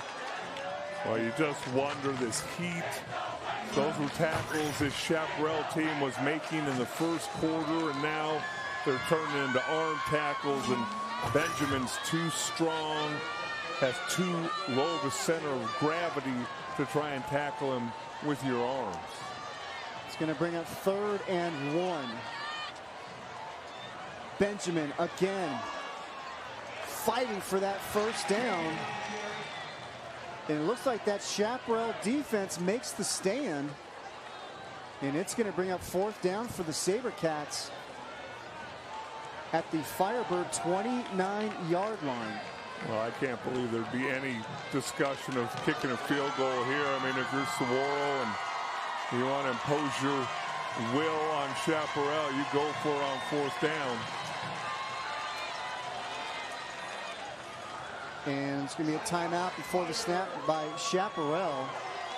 And that is their 3rd and final timeout of the half, with 5:53 remaining.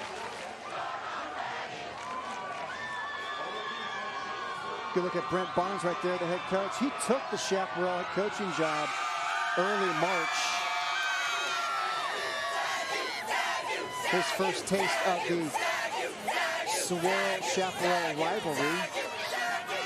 As we now take a look at Jason Miles, the success he's had here at Saguaro.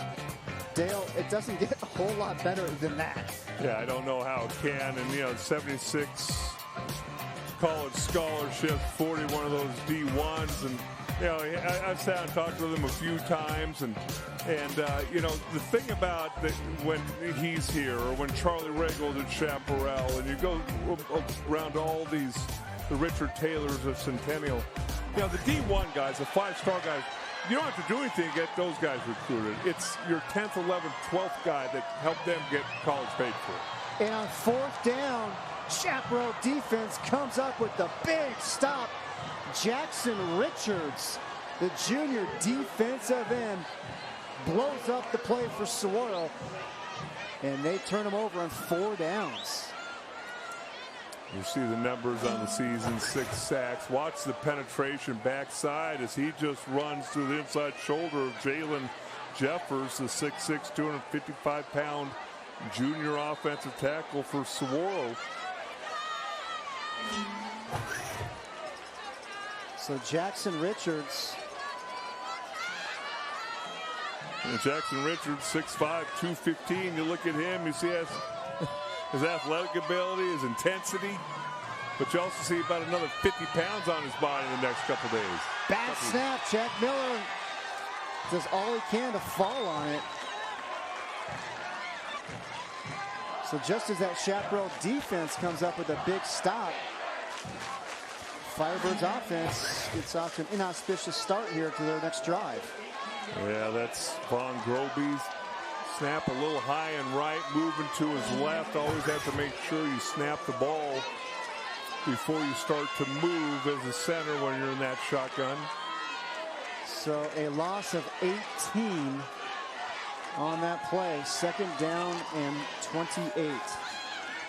Miller finds his receiver cutting across the middle. It's Christakos. A big play there by Chaparral to make it third down and manageable. See, I always said when I played center that the quarterback needs to be more athletic. Come up with that football. Take the blame. Jack Miller, 6'4", 205, is a good athlete. As there is in the country. Come up with that football. You gotta get it in my catching radius. Though. I'm not talking about you. I'm talking about Jack Miller. Oh, somebody who's actually athletic. But hey, you come back again, a little slant route to Christakos. No fear going over the middle. Great concentration, comes up with the catch. Play clock winding down. Chaparral snaps it with 2 seconds on the play clock. Handoff, big game for the Firebirds. Jared Williams, the sophomore running back. First down, Firebirds. Well, he's a sophomore, 5'10", 185 pounds. Look at that blocking up front. You gotta love Groby flushing that out of the system, coming back with a couple goals. Interference on the Chaparral bench. It's a 5-yard penalty. First down. That is a point of emphasis this year through the AIA. They want a clean white stripe down there, and it's driving coaches crazy because at the end of the day, that's something that hasn't really been adhered to over the years. But just like the NFL, they put out certain points of emphasis. That's one of them this year, and they're going to call it on you. Well, the good news for Chaparral is they still get the first down. Well, great composure by Jack Miller in this offense. Saguaro, a little bit of a roll. Offense, bad snap, first play of this series, but you pick up a first down, kind of settle down a little bit as a football team. 2 receivers split to the left, 2 to the right. Miller fires a little slant route. Intended receiver was Devin Crawford. He's got a touchdown catch already tonight. Yeah, last thing you want is the ball a little high and out of my reach as a receiver coming across the middle when you got those Saguaro linebackers waiting to hit me in the chest. Take a look at Miller's numbers on the night. Well, he's been as good as advertised. He's got the size, he's got the arm. Seen him throw some nice balls here tonight. 2nd and 10. Handoff again, left side, big room to run there for Williams. Jared Williams. Touchdown, Chaparral. The sophomore running back, Jared Williams, in for the injured Darvon Hubbard, and he picks up right where Hubbard left off. You got to remember, Hubbard's a junior, Williams is a sophomore. Got to give some credit to the left side of that offensive line as they come off the football. You see number 76, Sam Weiner. McFarland, 6'6", 270 pounds, come out and open that hole, and then Jared Williams take it from there. The result of the play is a touchdown. It's a second sideline interference. It's an unsportsmanlike foul. 15 yards, I'm sorry, correction. 15-yard penalty being enforced on the kickoff.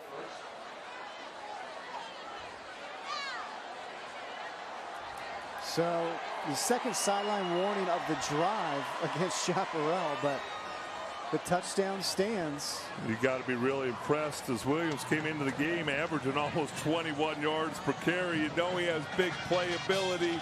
That's going to add to that. Well, he had a big game the last time out. La Jolla Community, 127 yards on 8 carries.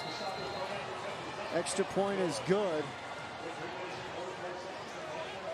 And the Jared Williams 54-yard touchdown run puts the Firebirds up 31-20. Really nice job being patient, and then you see the move there.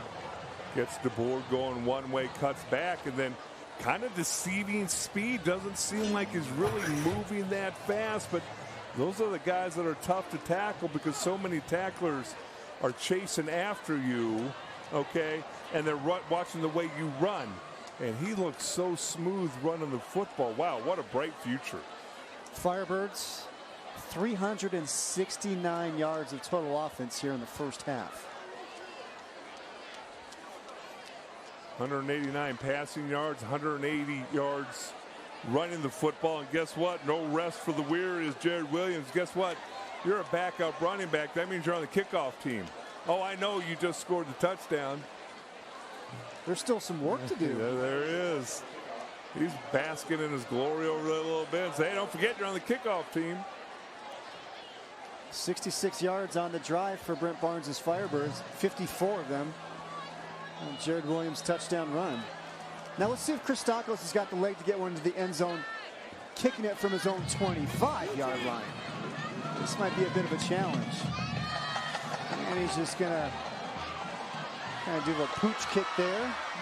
And coming down with it is Alani Ma'afu, showing some nice hands for defensive linemen. But again, we mentioned he plays some rugby as well, so he's used to having the ball in his hands a little bit.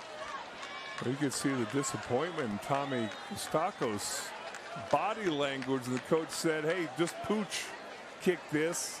I think he wanted the challenge too. He wanted the green light. He wanted to try to get the touchback.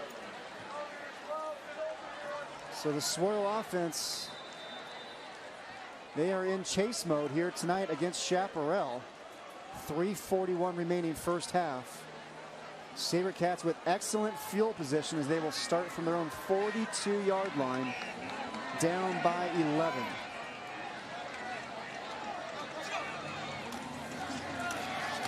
Benjamin handoff, breaking some tackles. Israel Benjamin having himself a nice first half here for the Sabercats. First down in Chaparral territory. Having himself a night in the first half.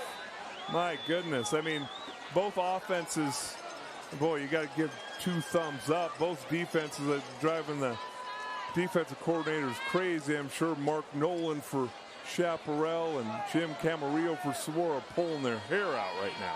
Couple scores to pass along to everybody at the half. Mountain Point leading Hamilton 34-3. As Beverett, the blitz by Chaparral, and it's the Tesler brothers, Zian and Braxton coming in. As Braxton that gets the sack. We've seen it all first half. Chaparral continuing to bring pressure. Watch that. Bringing too many for Saguaro to block. Ball needs to come out. Need to run some hot routes. Ball's got to get out of Beverett's hand a lot quicker in that situation. So a loss of 10 on the sack by Braxton Tesler. 2nd and 20, 2.5 minutes remaining. Throw out in the flat. Benjamin tries to pick up about half of that there. We talked about Braxton and Zian Tesler, the brothers. Well, they got an older brother, Rex, who plays at U of A, former Brophy Bronco. Yeah, you talk about Braxton Tesler. He's a junior, 113 tackles last year, 36 tackles this year. Brother Zian second on the team this season. He's a senior. Quite the combo at the linebacker position for Chaparral. 3rd down, Beverett rolls to his left. Looking for the receiver, making the catch. First down, Saguaro, Matt Polk. Great job by working the sidelines. And how about Tyler Beverett throwing the strike? Rolling to your left, got to get your hips around to make an accurate throw, able to throw it on a dime. Touches the tippy toes of both feet right on the line. Great concentration, even though it was good coverage, just better execution by Beverett and Polk. Carry by Benjamin. Matt Polk offers from Florida and U of A. Right, you can see 6'4", 192 pounds, a 4.5 40. He's long, athletic. You can see he's got great concentration, nice hands. You see the numbers there for him on the season. He was also part of the 4x100-meter relay team that won the state title this past spring, along with Keely Ringo, Connor Soley, and Seth Robinson, as Beverett fires across the middle of the field, complete to Will Schaefer. First and goal for the Sabercats. And it's a pickup of 22 on the play by Schaefer. Nice job protecting, only a three-man rush, but look at the conviction in this throw from Beverett over the middle. Will Schaefer, we saw him make a bunch of plays against Liberty from Nevada earlier this season. Strong and physical, able to make the catch. And it's going to be a timeout for Saguaro, as they will have first and goal from the 8-yard line. You mentioned Schaefer. Came into tonight with 7 catches, 3 of them for touchdowns. He is efficient for sure.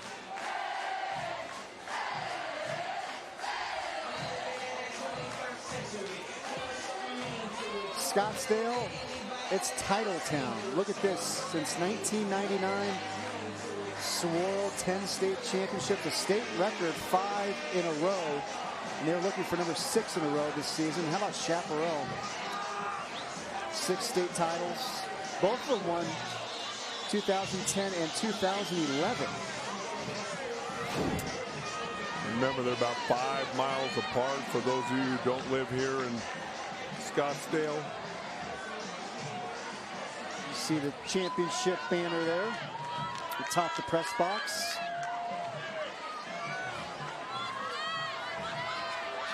A lot of great football being played in this area. And we have a great one here tonight. Saguaro, first and goal from the 8. Beverett, wide open, touchdown. And they call him Mr. Touchdown, Will Schaefer. Well, so sure-handed. Nice misdirection. Schaefer patient, sneaks out in the left flat. Watch everybody. Going to the right, sneaks out to the left. Nice soft hands, even though he's physical at the point of attack. 215-pound, 6'1", runs track, as you mentioned, and plays basketball. Great play call there by Jason Mons. Guess my only question would be, I'm not sure if I use that timeout there.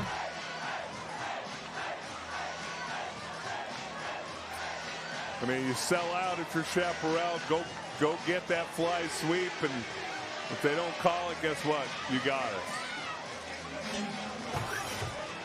So great job by that Saguaro offense.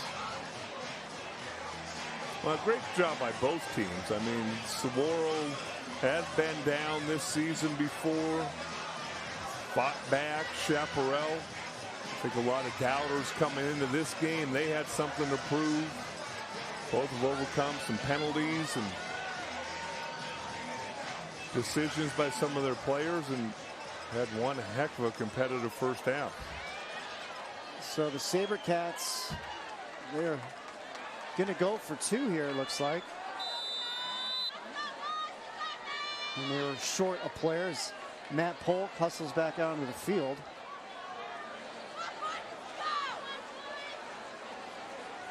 Try to make this a field goal game. Beverett, shotgun, Benjamin the lone setback. Braden Green in motion. Beverett finds Braden Green for the 2-point conversion.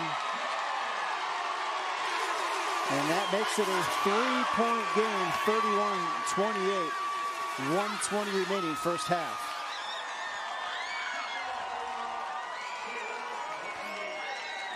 Very nice execution. Again, got a couple really tall receivers for Beverett. Throw it out to the goal line there and let Green come down with the football. 5 catches, 92 yards coming into the game for the senior, 2 touchdowns. And Braden Green's another one of those players with an extremely high GPA. He's got an offer to the Colorado School of Mines, which is one of the top engineering schools in the country.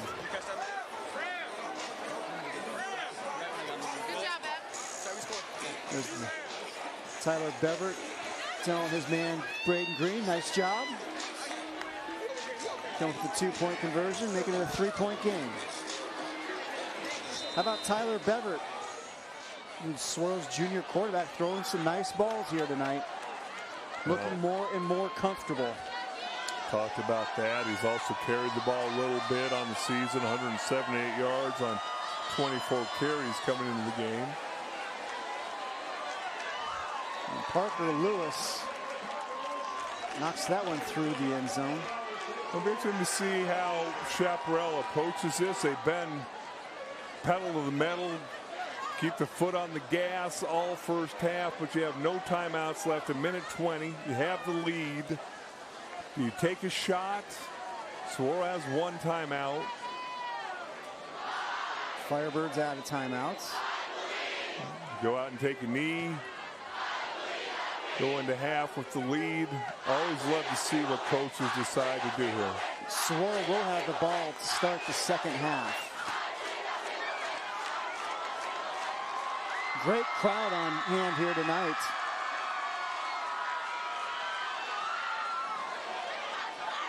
And how about the sophomore running back, Jared Williams? Yeah, and that's fine, but he just got hit by about 6 dudes to gain 4 yards, and you're going to run the clock out. Just take a knee. I get it. You've had a couple big runs, but...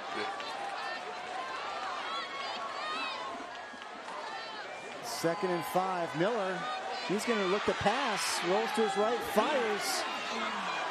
And the ball is caught. What a catch. Making the play for the Firebirds. Marcus Norvell, the senior wide receiver.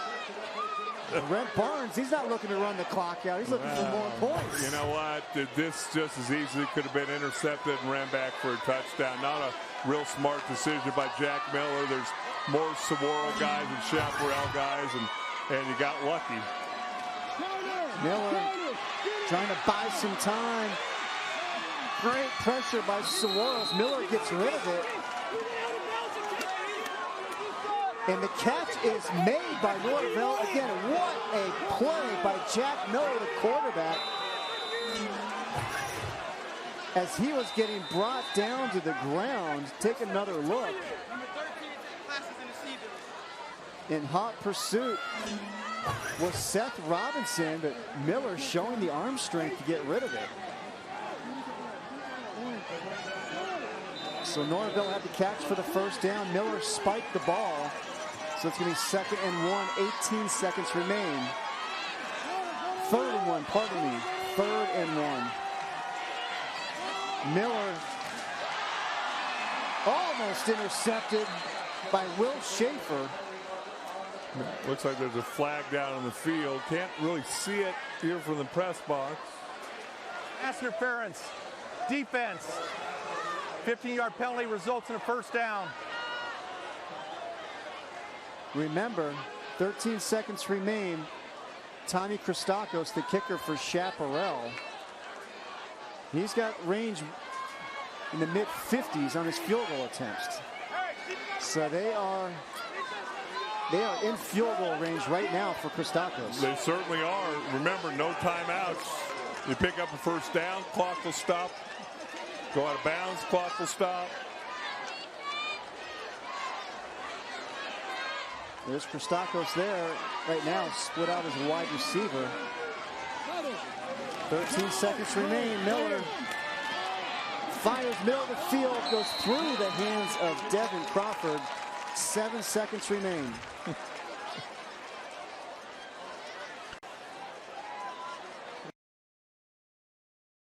Let's see if Chaparral sends out the field goal unit as Keely Ringo and Tommy Christakos have Illegal a little block chat. below the waist. Offense, number 85. 15-yard penalty, replay first down. That is a huge penalty against Chaparral. Takes them out of field goal range with 7 seconds remaining. Ball is now spotted at the Saguaro 46-yard line. Yeah, well, Chaparral's been aggressive. Gotten away with a couple loose throws. I've been wrong predicting everything that Chaparral's going to do on this drive. 7 penalties, 85 yards for the Firebirds. Miller looks to the left side, has his receiver Christakos. What a big hit! Keely Ringo keeps him in bounds, and that will end the half, but there is a penalty flag.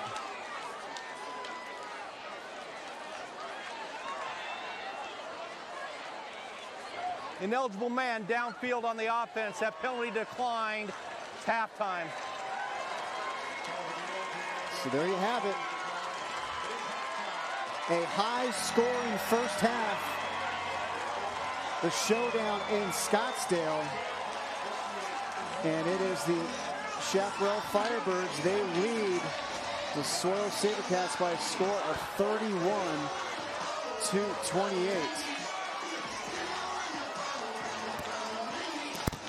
Plenty of fireworks from both teams here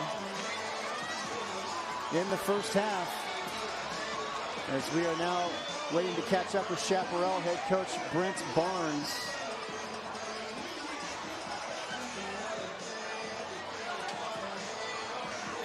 And we got Brent Barnes now. Coach, 31 points in the first half. What's been working for you guys?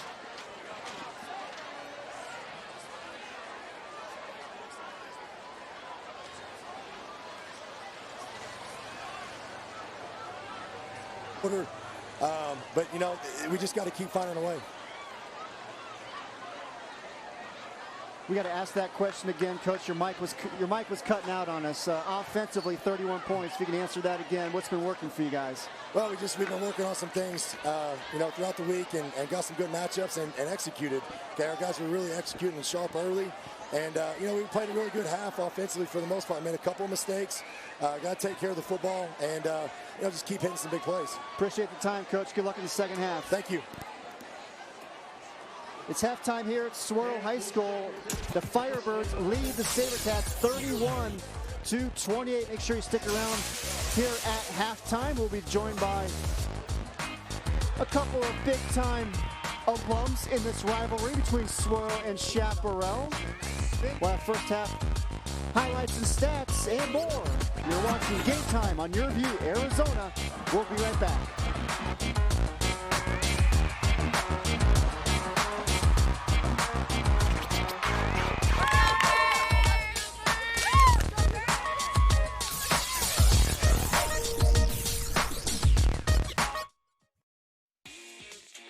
Halftime on YurView is sponsored by Arizona Automotive Institute. Turn your dreams into reality with career training from AAI. By Circle K. It's time for a Circle K Polar Pop Timeout. Your cup, your rules. And by YurView Luna, proud supporter of scholar athletes in Arizona. Join us all fall long for some of the top high school football from around the country on Game Time.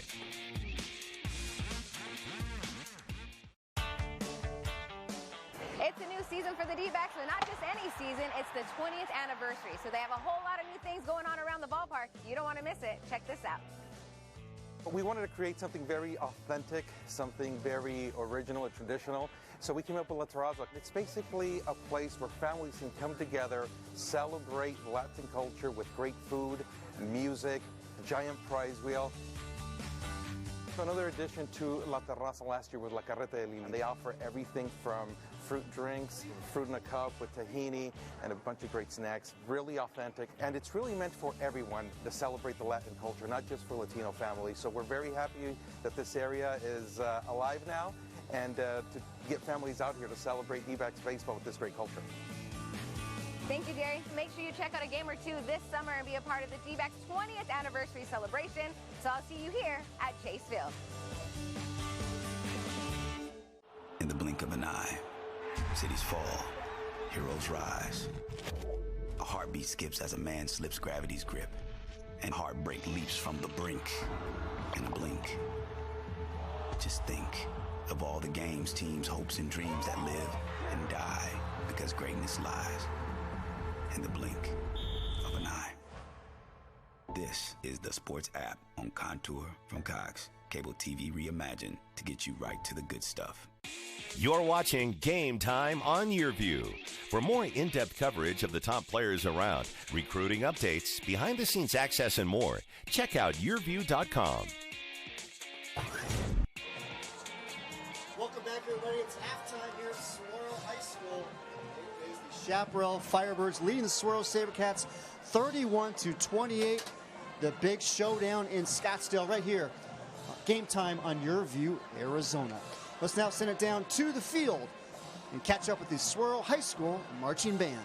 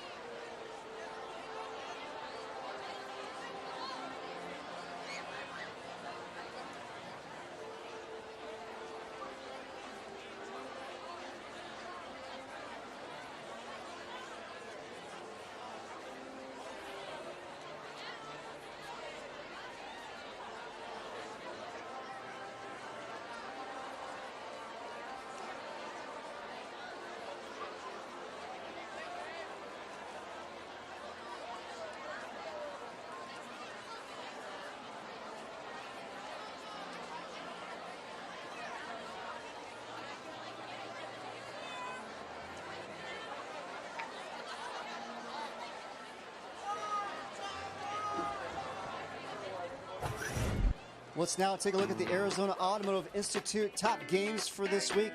Turn your dreams into reality with career training from AAI.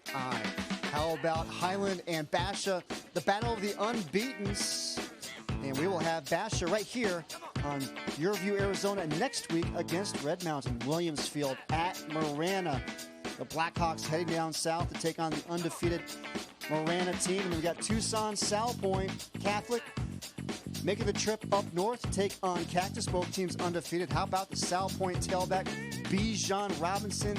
He is the real deal. Millennium and Higley. Millennium is trying to prove they are the real deal as well. Higley looks to bounce back after last week's loss to Moore Park in California.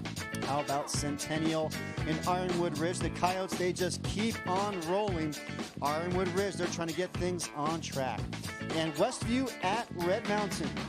A huge game right there taking place for the Mountain Lions. We're going to have them right here next week against Basha on YurView Arizona. All right, it's 31-28 here at the half. Chaparral with the lead. When we come back, we're going to catch up with some stars in this game from the past. Make sure you stay tuned. We'll be right back. Coming back to school is a big decision, but at AAI, we're with you every step of the way. We offer career-focused education, and we work with you from the day you enroll through graduation to help you reach the ultimate goal of moving into the career you deserve.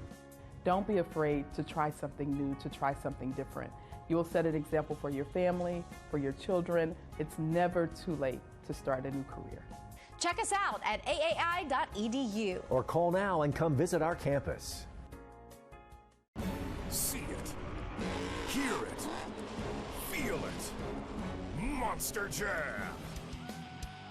Where the only thing bigger than the trucks is the air they catch. Son of a Digger, and more of your favorite Monster Jam trucks. Presented by official partners America's Best Contacts and Eyeglasses and BKT Tires. Tickets start at $15. Restrictions may apply. University of Phoenix Stadium, October 6th. Jeanette, you know how during our date, we couldn't remember the name of that show we both liked. We're Cox customers. We can find it on Contour. Last 9 viewed. My grandkids are here. Home improvement shows. More like this. We liked House Hunters. That's the name of it. Grandpa, you have a girlfriend? We're not using labels. That's a yes. Watch more, search less, because you're a Cox customer. Cox.com/learn. Explore the Southwest lifestyle, the culture, the music, the food, y más. Join hosts J.R. Cardenas and Vanessa Ramirez for a Southwest adventure on Su Vida. We're celebrating the gifts of the Hispanic culture. Great music, beautiful traditions, and comida muy deliciosa on the next Su Vida. Watch Su Vida every Sunday and Wednesday only on YurView and YurView.com. You're watching Game Time on YurView. For more in-depth coverage of the top players around, recruiting updates, behind-the-scenes access, and more, check out YurView.com. Welcome back to Saguaro High School. It is halftime, and as the Chaparral Firebirds leading the Saguaro Sabercats 31-28. The big showdown in Scottsdale. And welcome back up to the booth, everybody. Chris Harris here, along with, of course, Dale Hellestray. But some special guests here tonight. Some big-time players from the rivalry between Saguaro and Chaparral, joined right now by the former quarterback at Saguaro, 1978 Scottsdale City Player of the Year, Kevin Smith. The 1979 Scottsdale City Player of the Year, Jeff Harper from Chaparral. And, of course, Dale Hellestray, the 1980 Scottsdale City Basketball Player of the Year, as well as a football player, as we very well know. But, guys, being here tonight, what's it like to be part of this rivalry again? This is a lot of fun. We had a great rivalry back in, our time. But, they took a little break here recently, and it's fun to see them back playing again, and it's a great game tonight. And, Jeff, your thoughts? Yeah, exactly the same sentiments. This game should never have stopped. It should continue forever. It's great for the community and great for the city, and I'm glad to see the two teams playing again. Now, Jeff, you and I became friends after we played. Right. Okay, and it was at the All-Star game. Down in Tucson, you're right. I knew who you were, obviously. Didn't like you for no other reason than you wore Chaparral uniform. And now we're still friends 30 years later. Just talk about some of the bonds that have gone on over the time. You know, first of all, when we all grew up, I mean, this was a neighborhood deal. We played for our neighborhood. We all knew each other from South Scottsdale and East Scottsdale and North Scottsdale Little Leagues and Boys and Girls Club. We all grew up playing Pop Warner together and everything else. And so we all knew one another, and we had great respect for one another. We hated each other, but we had great respect for one another. And obviously the scope of high school football has changed there's not very many kids out here that probably went to Cocopah or Holcomb or Navajo or whoever the school is that feeds on the Saguaro anymore, but it is what it is. But it's wonderful, wonderful. And Dale, like I said, Kevin and I played Pop Warner all growing up. Dale and I, we played in a high school all-star game down in Tucson. I remember him walking through with Pat Martin walking through the locker room, and I'm like going, oh my God, Hellestray's here. And he looked at me and goes, oh God, Harper's here. And we had a wonderful time that whole week down there practicing. We became great friends. We've been friends this whole time. Can we get that picture back up real quick with Kevin Smith and Dale? We want to take another look at that. And what do you think of the look of those two guys right there? Well, I think this is just confirmation that I've always been better looking than Dale. I mean, it goes all the way back to high school, and I've got photos back to third grade that would also prove that out. So, what's awesome though about this friendship and the rivalry and all that is how it's carried on after the years. Kevin went on to Notre Dame, had a storied career. He's up on. Do you have that picture of him on the Wall of Fame? We've got video. I've had to hear about it for the months. All-American wall here at Saguaro. Kevin Smith was the first All-American football player here with the Sabercats. How does that make you feel? It was fun. Seeing that on the wall. It was a long time ago, so was good to kind of relive the 78 season, and that was a lot of fun. And glad it's on the real wall. quick, you got a couple kids here now. I'm sure they're super impressed that Pop's name is on the wall, right? They really weren't that excited, but I did make a point of taking them over here and showing them. And as I told Chris, my eldest son, Brendan, he had his brother, Mike, for 2 of his classes in his first 2 years here at Saguaro. And I have a son, Kian, who's a freshman. Of Jeff Harper up as well. He's not off the hook. And I got to ask the 3 of you, what happened in the games when you all played against one another in 1978 and 79? Well, this goes back to Your hair was receding back then, wasn't it? a little folklore. We lost to Saguaro our freshman year, junior year, our senior year we won. And we had there you go, there's a 52-4, and we were getting our butts kicked at halftime. And our coach at that time was Tom Stensick, who played at Michigan. He played in Super Bowls 5 and 6 with the Dallas Cowboys. He came in and gave us the Newt Rockne halftime speech, said I was going to go up in the press box and call offense and defense for the second half. He goes up and he says, when you guys see me walking down in the fourth quarter through the stands, back on the sideline, we've got him whooped. And he called the heck of a game, and we ended up beating Saguaro our senior year. And that's all that matters. A lot in common with tonight's game. Not a whole lot of defense was played back then, other than we held Harp to 34 yards on 16 carries. Heck of a football player, though. Jeff Harper, class of 1980, Chaparral running back. Kevin Smith, class of 1980, Saguaro quarterback. And, of course, Dale Hillestray, class of 1980. We're going to step aside for a break. More to come here at halftime when we come back.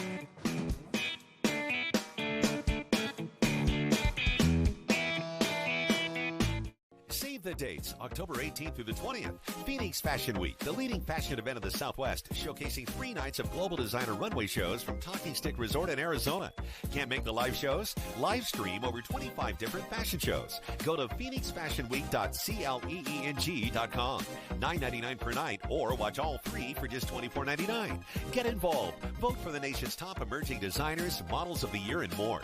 Phoenix Fashion Week, live and online, October 18th, 19th, and 20th.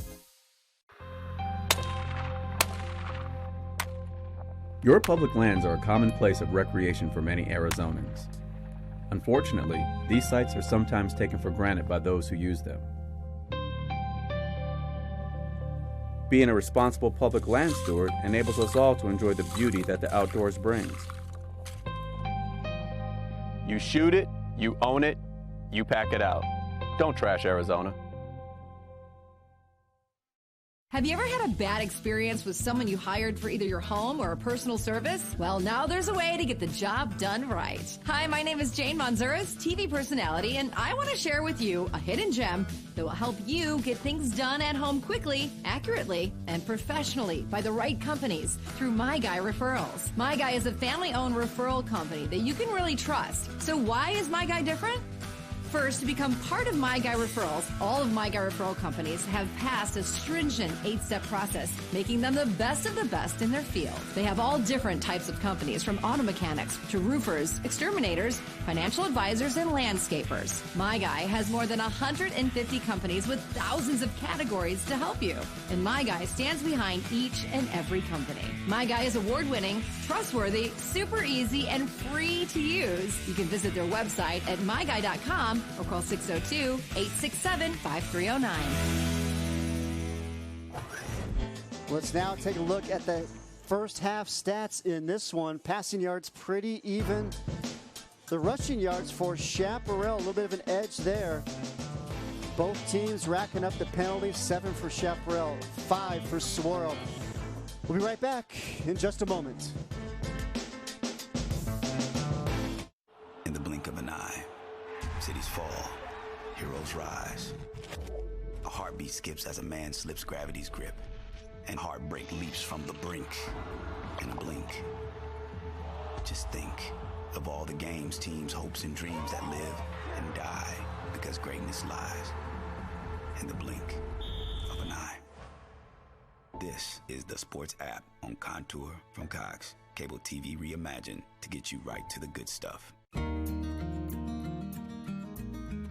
Bowel preparation has always been one of the most significant barriers for patients in coming to get colonoscopy. In the past, it was fairly difficult with a large volume of fluid that had to be ingested in order to clean the colon. We have made a lot of progress with this. The standard of care these days is what's called a split dose prep, where you do some of the prep the evening before and some early the morning of the procedure itself. In addition, though, the total volume of what needs to be ingested has gone significantly down. So these days, the preps that are most commonly used are small volume preps where each part only requires about 5 ounces or half a soda can's worth of solution, followed by a number of glasses of water with each part, 3 to 5 glasses. So it's much more manageable than it used to be.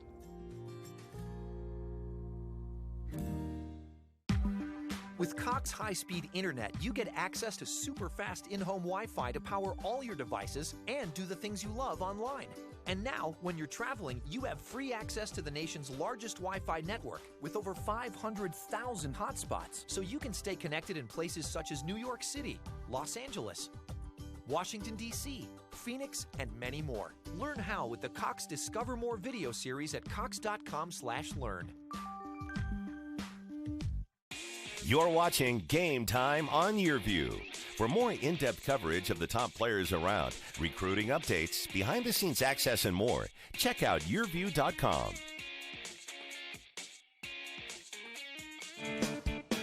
Getting set to start the third quarter here at Saguaro High School. The showdown in Scottsdale. Chaparral leading Saguaro 31-28.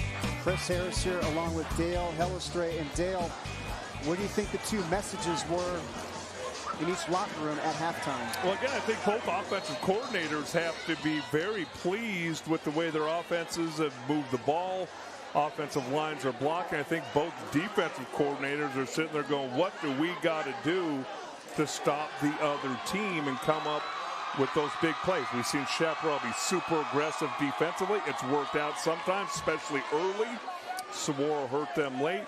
And then again, Chaparral with the running attack, two-headed running attack, and then Jack Miller and Christakos really moving the ball kind of at will in the first half.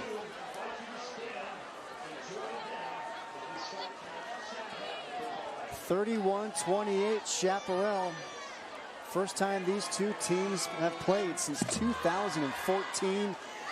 A rivalry that began in 1973. It was fun to be joined by a couple of your buddies, Jeff Harper from Chaparral, Kevin Smith. No, Jeff can always hold that over our head. His senior season was the year that they broke the streak. 1979. That was the first year that Chaparral beat Saguaro. Sabercats won the first 6 meetings in this rivalry, and in your senior year, the streak got snapped. Well, let's take a look now. Some of the highlights in the first half here for Saguaro. And right there is Tyler Bever to Matt Polk for the touchdown, and then the running back Israel Benjamin breaking loose for the score. Both offensive lines doing a nice job. Running backs taking advantage of that. We talked about Soli, make somebody miss. We talked about him being a track guy. Nobody's catching him even though you have the angle. And that's how you end up with 28 points. And they still trail by 3. Benjamin left side, cuts it back in. Nice pickup by Israel Benjamin. It's going to get brought down at the 40, a pickup of 9. Well, I think, honestly, the thing that stood out to me was the first half took almost 2 hours in high school football. That's a long time. That's a lot of scoring. That's a lot of plays out of bounds. I'm going to be interested to see what changes these defenses make in the second half. And right now I see Chaparral going to an even man front, where in the first half they were mostly an odd man front with a lot of blitzing linebackers. And there was also 12 penalties in that first half. Beverett fires. Schaefer. First down, Saguaro near midfield. Schaefer had a touchdown catch in the first half. Well, he's got great hands, physical, 6'1", 215 pounds, a junior. And you can tell that Beverett has a lot of confidence in him. Schaefer getting some interest from ASU, Iowa State, amongst others. Benjamin. Boy, what a great job there by Jackson Richards. Making his way into the backfield and making the stop. All starts with the penetration. Richards, 8 tackles for losses, 6 sacks on the season. Look at the white jersey, 3-4 yards deep in the backfield.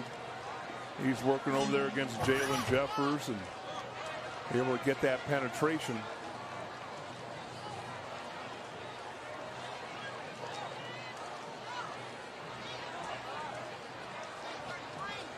Second and 12. Beverett fires left sideline, looking for Polk. Great coverage by Devin Crawford, the junior. Had a touchdown catch offensively in the first half. Nice play here early on in the second half defensively. Yeah, they seem to be kind of going at Crawford a little bit. He's a junior, 5'10", 175 pounds. He's not backing down from the challenge. Remember what Chaparral said coming into the game. We need to stop the run. We need to play physical. As they go back to that odd defense, which either means they're going to rush 3 or they're going to bring linebackers from every which direction. Trips to the right.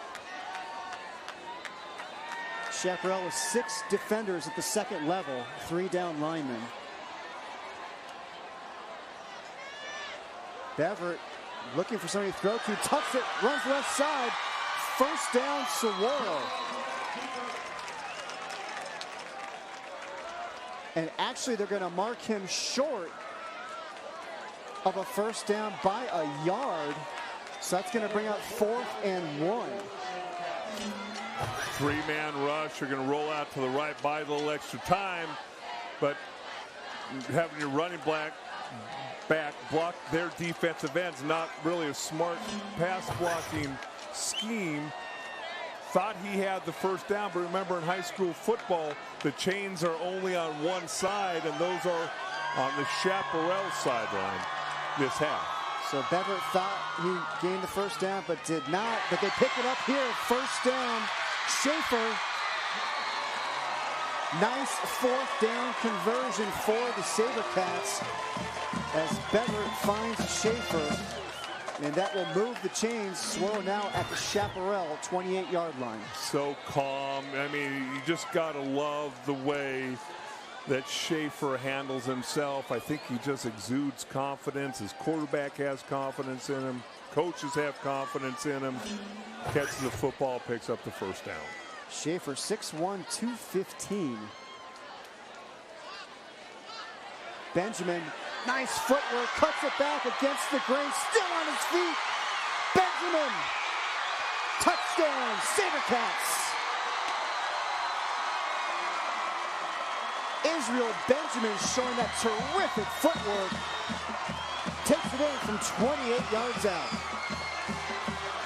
Talk about the aggressiveness of that Chaparral defense. Lining up in an odd mat front, bringing linebackers from every which way. But if you get through the first level, there's a lot of room to run. And when you have vision and speed like Benjamin and downfield blocking like Matt Polk does for him, you see Jeffers with the pull, able to get into the end zone. Extra point is good by Lewis. And Saguaro takes the opening kickoff of the second half. And they find pay dirt as Israel Benjamin scores from 28 yards out. Sabercats lead 35-31. It's time to take a Circle K Polar Pop timeout. Your cup, your rules with 9:59 remaining, third quarter. Swirl on top, 35-31, courtesy of the Israel Benjamin touchdown run. We'll be right back.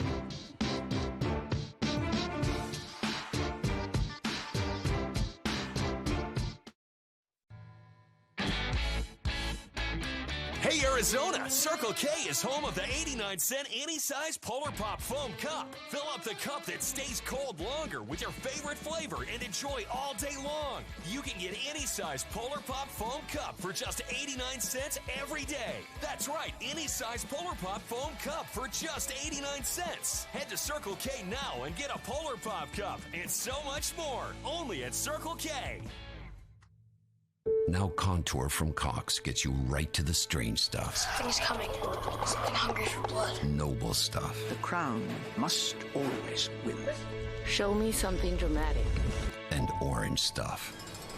Along with the best stuff on cable. Because Netflix is now on Contour. How awesome is this place? Just say it. Black Mirror. And get right to the fierce, funny, bold, and bingey stuff. Watch it all on Contour. Just say Netflix to get started. Early third quarter, Saguaro leading Chaparral 35-31. Here are this week's top players of the week. Chubba Purdy, quarterback at Perry, replaced his brother Brock. Big night for him in the win over O'Connor. How about Hendricks Johnson getting some big-time college looks. 10 catches, over 200 yards, 3 touchdowns. Spencer Rattler continues to put up the huge numbers for Pinnacle. The commit from Oklahoma keeps going strong. Caleb Covington having himself a night as well for the Pioneers. David Marquez over at Goodyear Trivia and Prep. 262 yards, 4 touchdowns. Defensively getting some things done as well.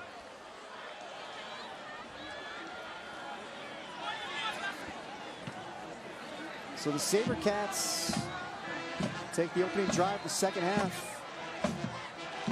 Punch it in. They lead 35-31. Their first lead of the night. Parker Lewis set to kick it away.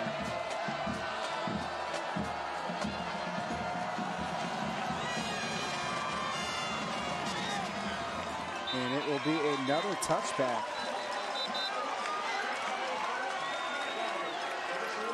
Good look right there. Israel Benjamin coming off the touchdown run. He's got 16 carries for 151 yards and a pair of scores here tonight.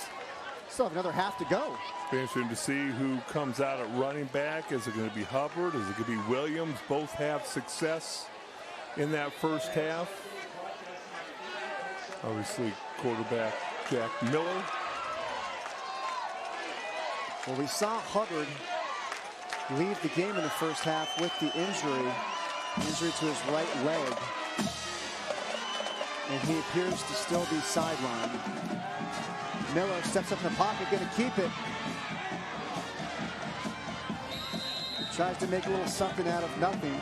Pickup of a couple. Well, and you can see Jack Miller deceptively strong, breaking tackles. Able to turn a negative play into a positive play with his legs. And now we see Williams in the game at running back. Jalen Williams, the sophomore. Touchdown run in the first half. And look at him go. Jalen Williams looking for the end zone again. Giving chase is Keely Ringo. The fastest player for the Sabercat team. Hauls them down, but another big run by the sophomore running back, Jared Williams. Good old-fashioned power. You're going to see the left guard pull around, watch the down block onside. Fantastic lead block there by number 76, Sam Weiner. And then Jared Williams, my goodness. 5'10", 185-pound sophomore, 55 yards on the carry. Get down there! Chaparral now at the ball at the Saguaro 24-yard line. And it's going to be Williams again with the carry.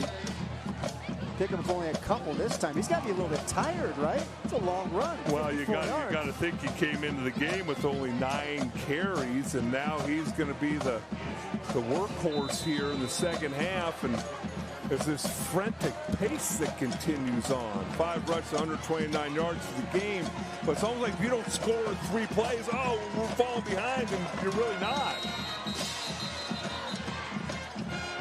Our statistician, Jared Donnins, told us that there's been no drive over 3 minutes here tonight. And the officials are going to order Marcus Norvell off the field. I don't know if his helmet came off or not. And there's a good look there at Jared Donnins. Thumbs up. Hardest working man in show business. Second down and 7.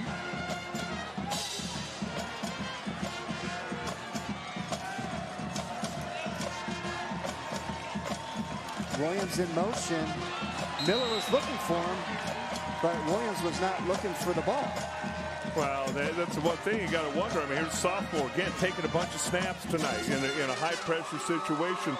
How many reps has he got at some of this? Saguaro brings an extra linebacker Chaparral can't pick up. That means that Williams has to be ready for the football. Jack Miller and Hubbard have probably ran that play a number of times, but not Jack Miller and Jared Williams. So that's now going to bring it 3rd down and 8. 2 receivers split to the right, 2 to the left. Williams is the lone setback as Miller goes shotgun.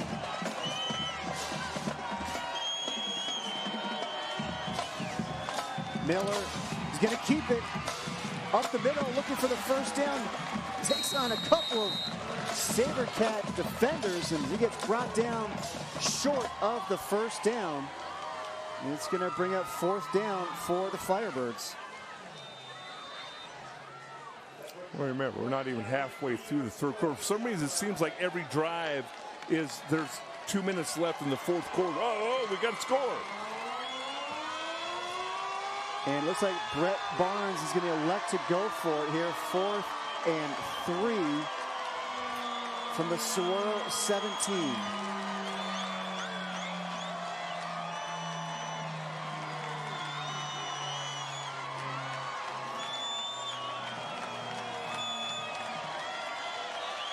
Miller in shotgun. Looks to his left.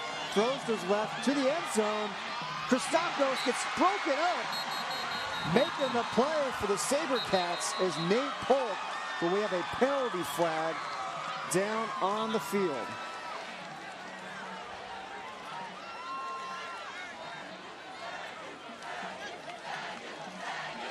Ineligible man downfield on the offense. That penalty is declined. First down, Saguaro. Well, that's not the 3rd time that I've seen that called against Chaparral, and I'm not sure how an ineligible man is downfield unless they're lining up in a formation. As you see the pass break up there by Saguaro, because they don't have any offensive lineman downfield. So that must mean they're covering up a receiver and aligning somehow illegally, or how they don't want to align, because all 5 offensive linemen are pass change for the Sabercats. This time he hands it off to Benjamin. Nice spin move back to Saguaro, and what a night for Israel Benjamin. A pair of touchdowns. And we've got more whistles before the snap.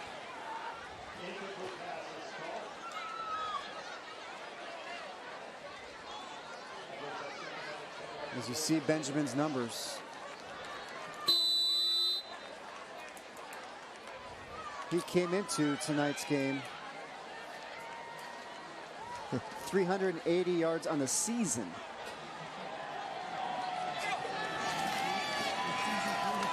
Another carry here. And look at the play in the backfield. Oliver Karras, the senior defensive end. 2nd team region last year. Well, everything that Saguaro does is zone option. So right there, Beverett's supposed to read number 5, Karras, and Karras is coming 100 miles an hour to take your running back out. Beverett's supposed to keep that ball around the end, but what Chaparral's doing, they also got a couple other white jerseys out there. So they're doing a tremendous job defensively making this Saguaro offense work. And that's now going to bring up 3rd down and 16 for the Sabercats. Beverett goes up top looking for Polk. What a play! Matt Polk makes the adjustment, turns the body and hauls it in. A big third down conversion for the Sabercats. Throw the ball to the outside shoulder. Beverett does that. You don't look back to the last second. That's a nice job by Polk, and then get a little separation from the cornerback, Devin Crawford, the junior, who has been working hard all night long in the secondary for Chaparral. Saguaro now at the ball at their own 39. Beverett's going to keep it, dump it off to Schaefer. Schaefer picks up the first down at midfield. Sabercat offense starting to get a little bit of momentum here. Well, what's interesting, that the other thing you can do when an offense continues to blitz and time it, and that's what Chaparral's been able to do a little bit of here in this game, is change that snap count, change the rhythm of your offense a little bit to throw them off time. So first down at midfield for Jason Mond's team. Sabercats took the opening drive in the second half for a touchdown, and they're driving once again, another first down. This time it's Tyler Beverett with the keeper. Yep, this time he kept it, and he looks like he took a shot at the end of the play by Braxton Tessler. See the quarterback counter pulling number 74, Ty Kaysen. There at the end of the play. Wincing a little bit, but again, a physical game out there. And this is a semblance of a drive. Been a long time coming. And we got movement at the line of scrimmage. Yeah, it's 3 straight plays with 3 straight first downs here for Saguaro.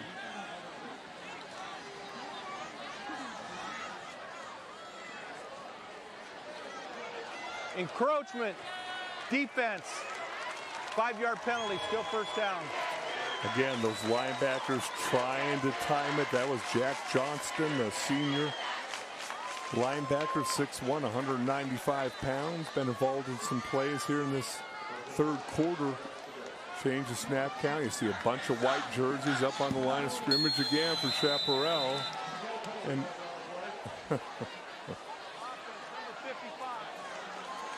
5-yard penalty, still first down. So it's 5 yards forward and then 5 yards back. And they got first and 10 once again. Told you the pre-snap, post-whistle penalties drive coaches crazy.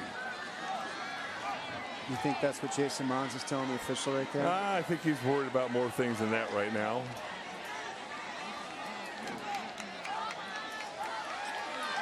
Beverett, right sideline, has the receiver. Incomplete.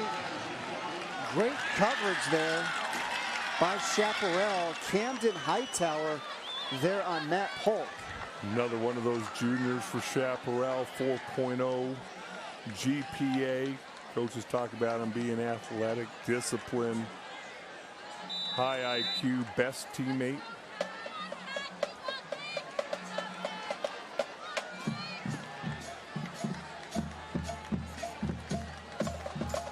Second down and 10.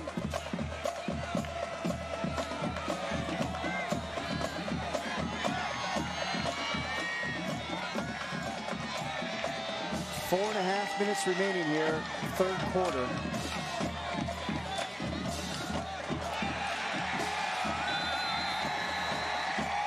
There's that read option there, but it got all blown up by that Chaparral defensive front, Oliver Karras. Karras, he's in a sprinter stance and help if you'd block him, but my goodness, what a nose for the football. We've talked about him coming into this game, 6 sacks, tackles for losses, runs a 4.6 40, committed to South Dakota State. Not sure how firm that commitment is, because the kid's a football player. He keeps playing like this. There's going to be some other schools sniffing around for Mr. Karras. Third down and 15. Beverett steps up in the pocket, has room to run, tucks it. Working the right side, gets knocked down at the 30. It's going to be short of the first down. It's going to bring up 4th and about 3. Well, I think you're in that no man's land, but looks like Vince is going to send out the field goal unit. I think Tyler Beverett, as he continues to gain more experience, will learn how to not take hits like that. Can make you cringe when it's your quarterback. So Parker Lewis will come on. He's got a range of about 55 yards. This one from 47. And it is no good. Parker Lewis's attempt is no good from 47 yards. And the lead remains 35-31 for Saguaro. Looks like it's pretty good protection, pretty good operation.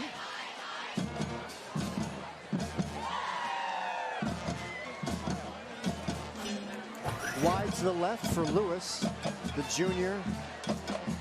He's got a commitment to USC.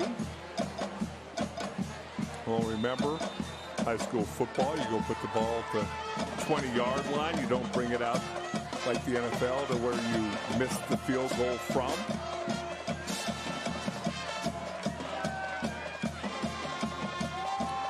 That's where the Firebirds offense will take over. And Williams gets stacked up. And in on the tackle, coming out pumped up, number 44, Clayton Randall, the senior middle linebacker. His first game of the season, we touched on it earlier, pinched nerve in the right bicep from playing baseball. And Dale, he's going to play both football and baseball at the Air Force Academy next year. A lot on your plate. Good luck to him. Glad to see him out here on the football field. Just over 2 minutes remaining here, third quarter. Miller looking for his receiver. Goes through the hands of Jack Helston. Again, that's one of those situations. Helston and Clayton Randall collided. Officials decided to keep their flags in the pocket as Helston was trying to do a little out pattern. Yeah, just this roster for Chaparral littered with a bunch of juniors. And obviously new head coach Brent Barnes, his first season, will continue to build. Third down and 8. Miller steps into it. Fires, hits his receiver, Marcus Norvell. First down, Firebirds. Big third down conversion there for Chaparral. Norvell, a senior, averaging over 15 yards a catch coming into the game. Starts off, can we protect our quarterback? O-line does a nice job with that. Completes the pass, nice throw. Good catch. Polk comes up and makes a tackle.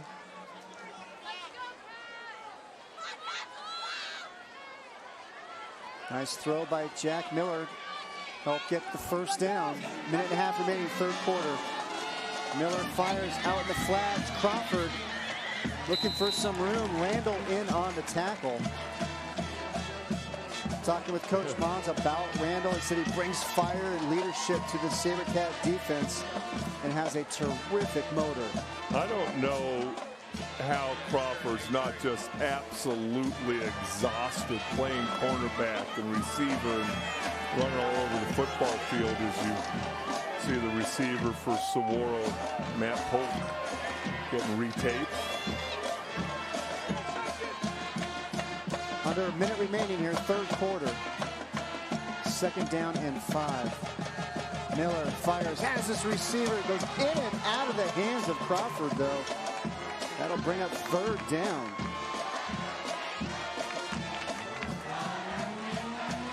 Crawford not able to hang on to it. Having a nice night, though, other than that. Well, he's got to be exhausted. As I said, he ran with wide receivers on go routes as a cornerback. He's played offense, been all over the football field. And Quick slant route into traffic, slips through his hands. Another big third down here for Chaparral.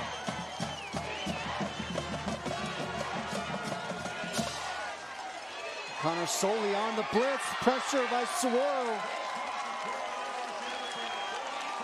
And it looks like they're going to say that was incomplete, but it was Connor Soley along with Quentin Somerville putting the pressure on, but there's a penalty flag down. And check that, they just picked up the penalty flag, so no flag will bring up fourth down. Soley comes from the outside. Somerville, a tight end, only a sophomore. See the frame on him, but that was really due to Soley's pressure from the outside, making Jack Miller get to his left and get rid of the football. Christakos back to punt. Gets it away. It's going to be a low liner. Gets the roll. Nice punt by Christakos. Ball's going to get marked down at the 13-yard line. A punt of 44 yards for Christakos. Well, we touched on this being the first season for Chaparral head coach Brent Barnes. Now, he was actually named the Notre Dame Prep head coach in the spring of 2015, but a week later he backed out, citing a series of family reasons. Stayed back in Oklahoma and was then named the head coach at Norman North, where he led that program for 3 years. During his time there, he coached Bob Stoops' sons, the twins Drake and Isaac. Had great success at Norman North. We touched on how his teams led the state in passing yards his last 6 years there. 3 of those as an offensive coordinator, and the last 3 as the head coach. As we see the clock running down here to bring an end to the third quarter at Saguaro High School. And it is the Sabercats who lead the Chaparral Firebirds by a count of 35-31. The big showdown in Scottsdale. You're watching Game Time on YurView Arizona, the fourth quarter, when we come back.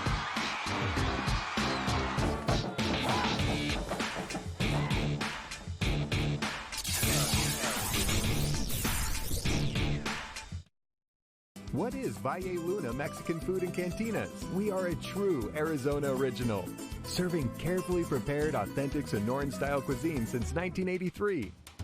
We are time-honored family recipes using only the freshest ingredients. Good fun, a family place, a gathering place. We are happy faces and happy hours. We are your new favorite neighborhood hangout. Valle Luna Mexican Food and Cantinas. See it, hear it, feel it. Monster Jam. Where the only thing bigger than the trucks is the air they catch. See Gravedigger, Max D, Son of a Digger, and more of your favorite Monster Jam trucks. Presented by official partners America's Best Contacts and Eyeglasses and BKT Tires. Tickets start at $15. Restrictions may apply. University of Phoenix Stadium, October 6th. Join Jane Manzuras on Creative Living as she shares fun and inspiring ideas for enriching your life. I'm Jane Manzuras, and on the next Creative Living, we're heading back to school. Plus, great ideas for after-school snacks that are quick and easy. And a lesson in making friendship bracelets that'll have a lot of bling.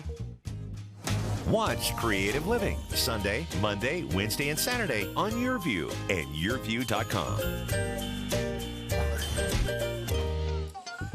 Monster Jam is adrenaline-charged family entertainment providing jaw-dropping displays and gravity-defying feats that leave fans on the edge of their seats. The biggest stars on 4 wheels return to University of Phoenix Stadium on October 6th. Tickets available now at Ticketmaster.com. As we now roll on into the fourth quarter here at Saguaro High School. Sabercats leading the Chaparral Firebirds 35-31. Chaparral with the ball at the Saguaro 16-yard line. 2nd down and 7. Check that, Saguaro with the ball. And it's Will Schaefer picking up the first down for the Sabercats. As he gets up with a little bit of a limp too. Again, a guy who's saw his toughness against Liberty and Nevada. As you see him, you wonder, and I was wondering this, are cramps going to become a part of the festivities here in the fourth quarter? Looked like he's pointing towards his hip flexor.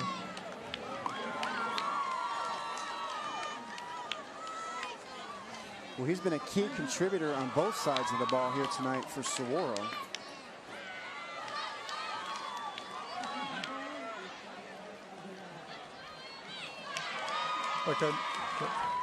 What on earth is, why are we just standing around? It's a good question. There's nobody doing anything on the football field.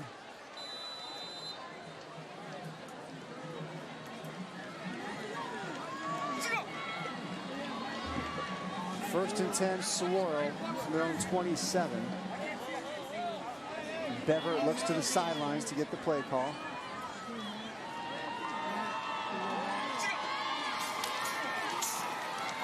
Beverett has time to throw, looking for the receiver. Connor Soley, he's got it. Connor Soley still going. Finally gets brought down by Camden Hightower. That Connor Soley had the 80-yard touchdown catch in the first half, picks up 48 yards here. Well, he's working on Camden Hightower. Good pass protection starts this off. Really nice throw by Beverett. Then you see the physicality of Soley breaking tackles after the catch. How about the night by Connor Soley? Talked about his playmaking abilities as a linebacker, but doing it as a receiver here tonight as well, as Benjamin takes the handoff and he gets stacked up by that Firebird defense.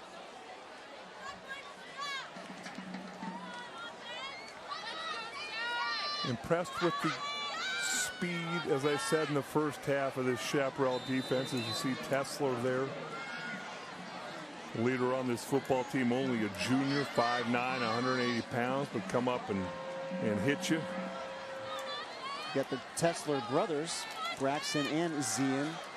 And you got Israel Benjamin off to the races once again. Touchdown, Saguaro. Israel Benjamin with his third touchdown of the night.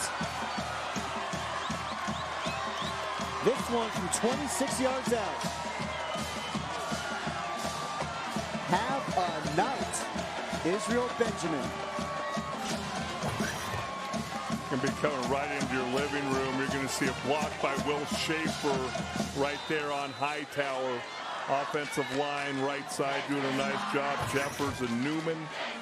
Will Schaefer downfield blocking. And Israel Benjamin pays it off with the touchdown. And the extra point is good by Parker Lewis.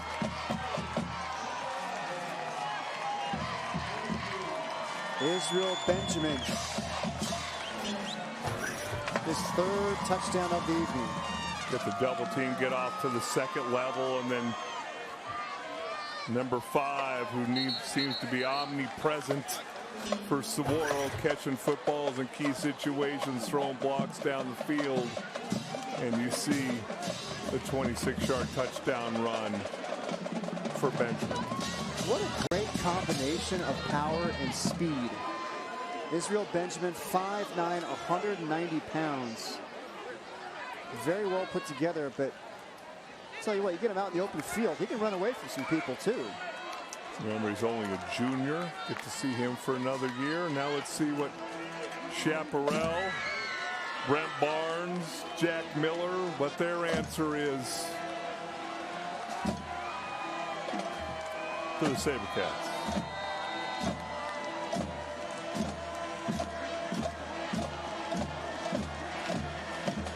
Lewis to kick it away. And this one will be returnable. And what a tackle tackle, Clayton Randall. And he is pumped up. He was sitting on the sidelines for Saguaro's first 4 games. His first action of the season tonight, and he's making it count. A lot of pent-up aggression, releasing it all tonight. You see the 6'3", 208, 210 pounds, middle linebacker, baseball player. Kind of hard to believe that he got hurt playing baseball. As physical and as recklessly as he throws his body around. And he's in on that tackle as well. Jason Mons was happy to have Randall back, and he said they call him Dirty Red. And we take a look at that Chaparral sidelines, and that is not a good sight for Firebird fans. Darvon Hubbard, those numbers were at about 1.25.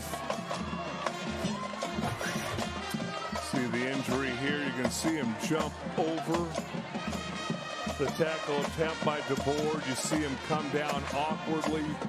And remember, not only does it affect him, but now Jared Williams, who you can give 3, 4, 5 carries a game, has now become the workhorse. Can he finish this game? Because he's dynamic. Hubbard, 4-star recruit.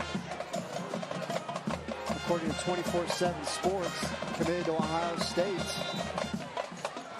Well, hey, based on my first half review, he's a 5-star recruit. So by Hell Straight rankings, he's 5-star. Yeah. Gonna start putting out my own stars. You should. Everybody else does.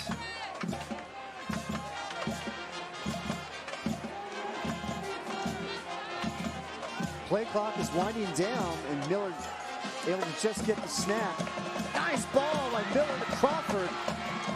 Big play by that Chaparral offense, and what a beautiful throw by Jack Miller. Pick up a 30 yards on the play. Little flag route to Crawford, the junior. Great touch, anticipation by Jack Miller. Again, starts with protection up front. That offensive line fighting and scratching and clawing, gets it over the outstretched arms of Nate Polk.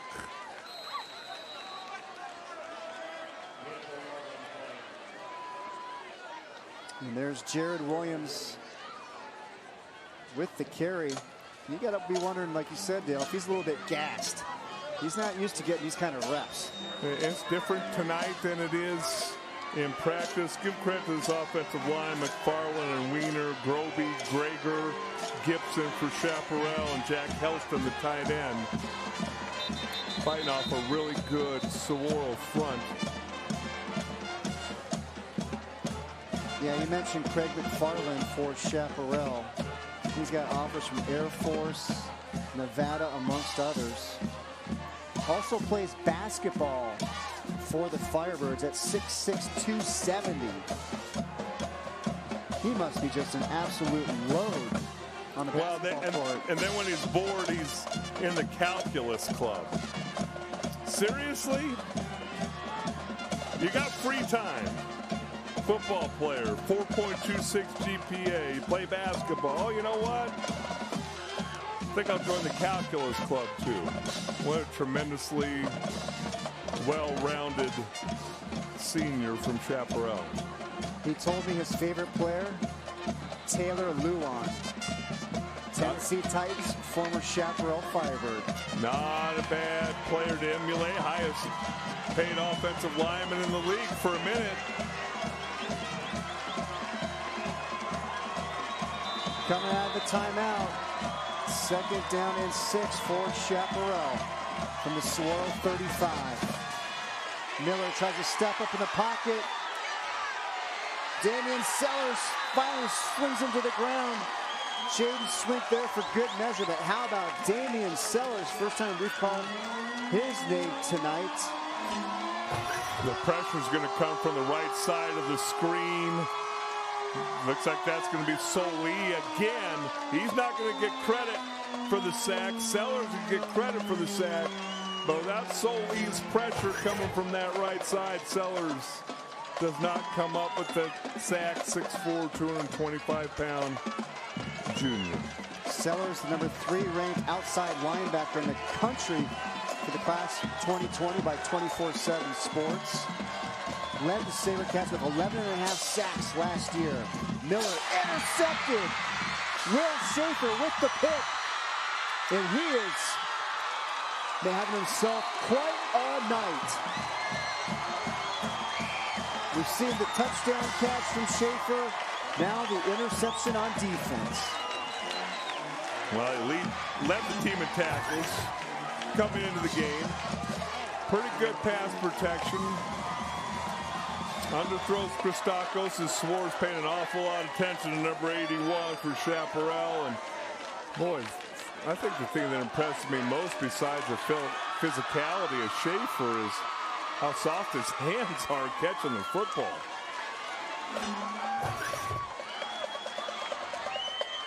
Will Schaefer, the junior, having himself a night. And that Sabercat offense will take over from the Chaparral 38-yard line. They lead 42-31.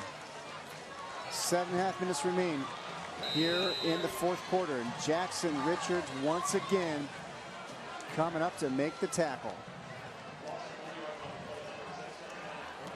Chaparral just causing all sorts of problems with this odd man front and bringing a bunch of people, trusting your corners to play man-to-man coverage on the outside, and we're going to continue to be aggressive, try and force a turnover from Saguaro. Richards was first team all-region last year as a sophomore. Leads the team with 6 sacks this season. 2nd and 13. Beverett evades the pressure. And you touched on it, Dale. Maybe he was listening to you. Beverett's got to learn how to not to take the big hit. Well, and you got Jackson Richard. We talked about him. He's 6'5", 215 pounds, only junior. Look to the left side of your screener. He's working on Jeffers, Jalen Jeffers, who's a junior, 6'6", 255, multiple offers, and he is more than holding his own physically and athletically. And Jeffers is a guy who's got offers from ASU, U of A, and Louisville. You see Beverett's numbers running the ball tonight. 3rd and 12. Benjamin again on the carry, but that Chaparral defense. Braxton Tesler in on a tackle. It's going to bring up 4th down and 9. Clock continues to run. 5.5 minutes remain. Well, when you look at Saguaro's offensive line, it goes 270, 270, 280, 298, 255 to 260. And you got Chase Jorgensen sitting there in the middle for Chaparral at 240. And you got Karras at 220 and Jackson Richards at 215 fighting their tails off. And Saguaro head coach Jason Mons lets the play clock run down to 1 before calling the timeout. And we'll take the break as well. It's our Circle K Polar Pop timeout. Your cup, your rules. You're watching Game Time on YurView Arizona.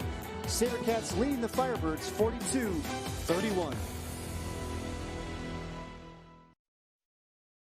You're watching Game Time on YurView. For more in-depth coverage of the top players around, recruiting updates, behind-the-scenes access, and more, check out YurView.com.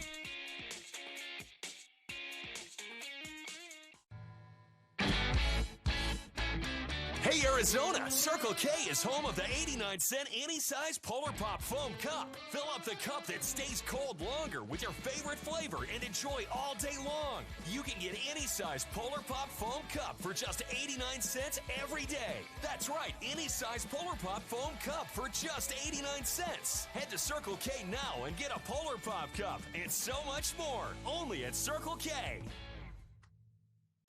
You're watching Game Time on YurView.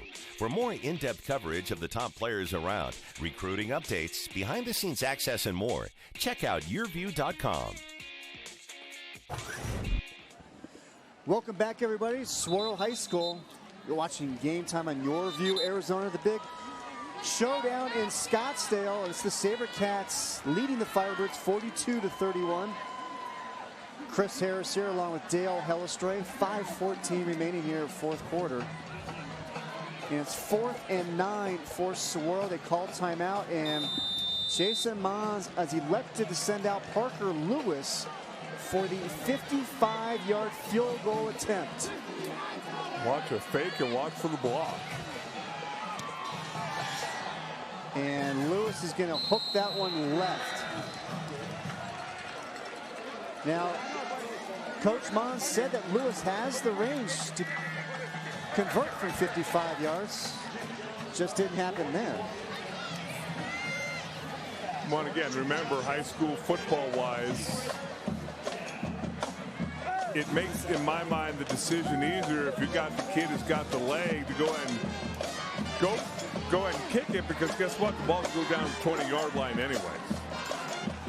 Take a look at Jason Mons, the Sabercats here in the second half. The first drive, a touchdown.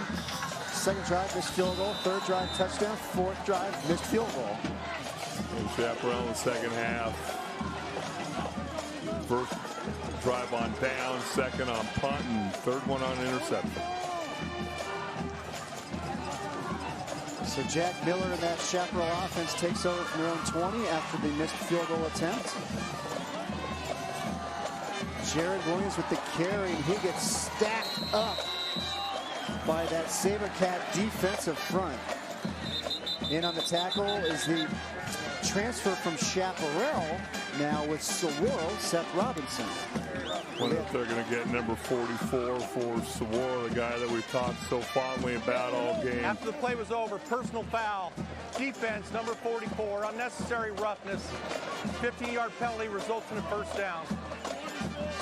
Again, you love the excitement in the kid. You love the energy. You love the fire. But obviously Coach Mons didn't see what happened. But the stuff after the whistle, it doesn't prove you're a tough guy. Doesn't mean you're a good football player. All it does is hurt your football team. Just under 5 minutes remain. Chaparral with the ball at their own 36. Miller across the middle of the field. Hits his receiver, Jack Helston. Big pickup for Chaparral. 4.5 minutes remain. A gain of 24 yards. And Jack said, have a little bit of this at the end. Good pass protection up front by that offensive line. Going to lower the shoulder. Pick up an extra yard, but feel a lot better about it. And it's coming back. It's going to be a penalty, it looks like, against Chaparral, and that will negate the 24-yard pickup by Helston. Not making Brent Burns a happy man by any stretch. We didn't hear the call, didn't see a signal. I have no clue what the penalty was, but obviously negated a huge play for Chaparral. Maybe they got it right there with that camera. It's a 5-yard penalty, so it's 1st and 15. Miller drops back, looks for his receiver. And it's Marcus Norvell who got tripped up, and the penalty flag comes out late. Yeah, I think they're going to get Clayton Randall there.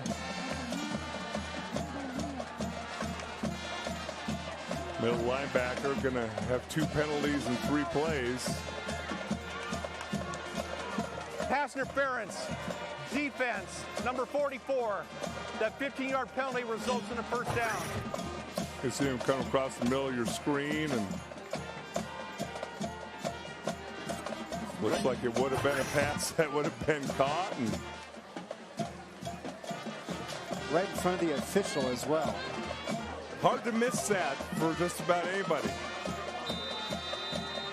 Randall's first game back of the season. He's a little excited, a little fired up. Handoff to Williams.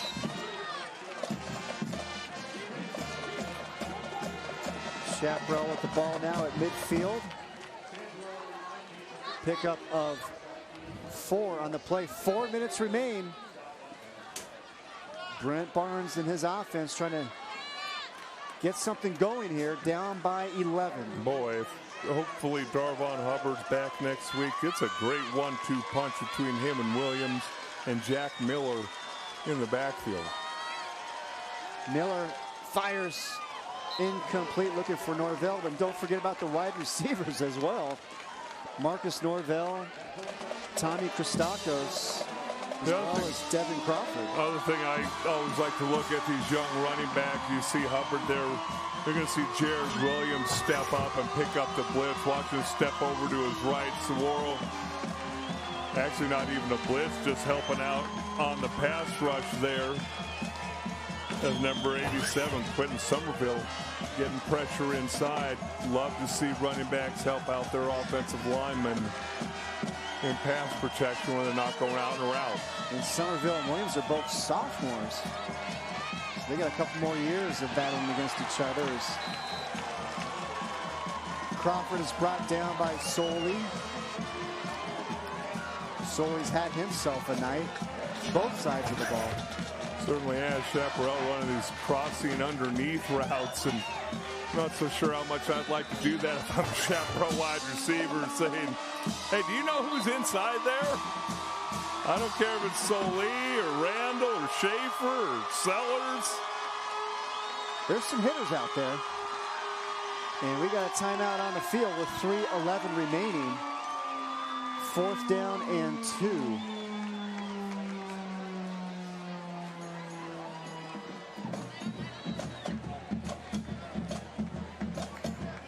And let's now take a look at our play of the game here. And it's going to be the interception in the 4th quarter by Will Schaefer. Nice return as well by the junior. Well, I think you could have picked a few of Will Schaefer's plays tonight, offensively or defensively, that helped this Saguaro football team. Starts both ways for the Sabercat team.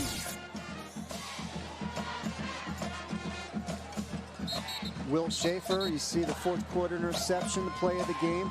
Offensively, 8 catches, 91 yards, and the touchdown. Oh, and he's only a junior. I'm looking at the Chaparral roster.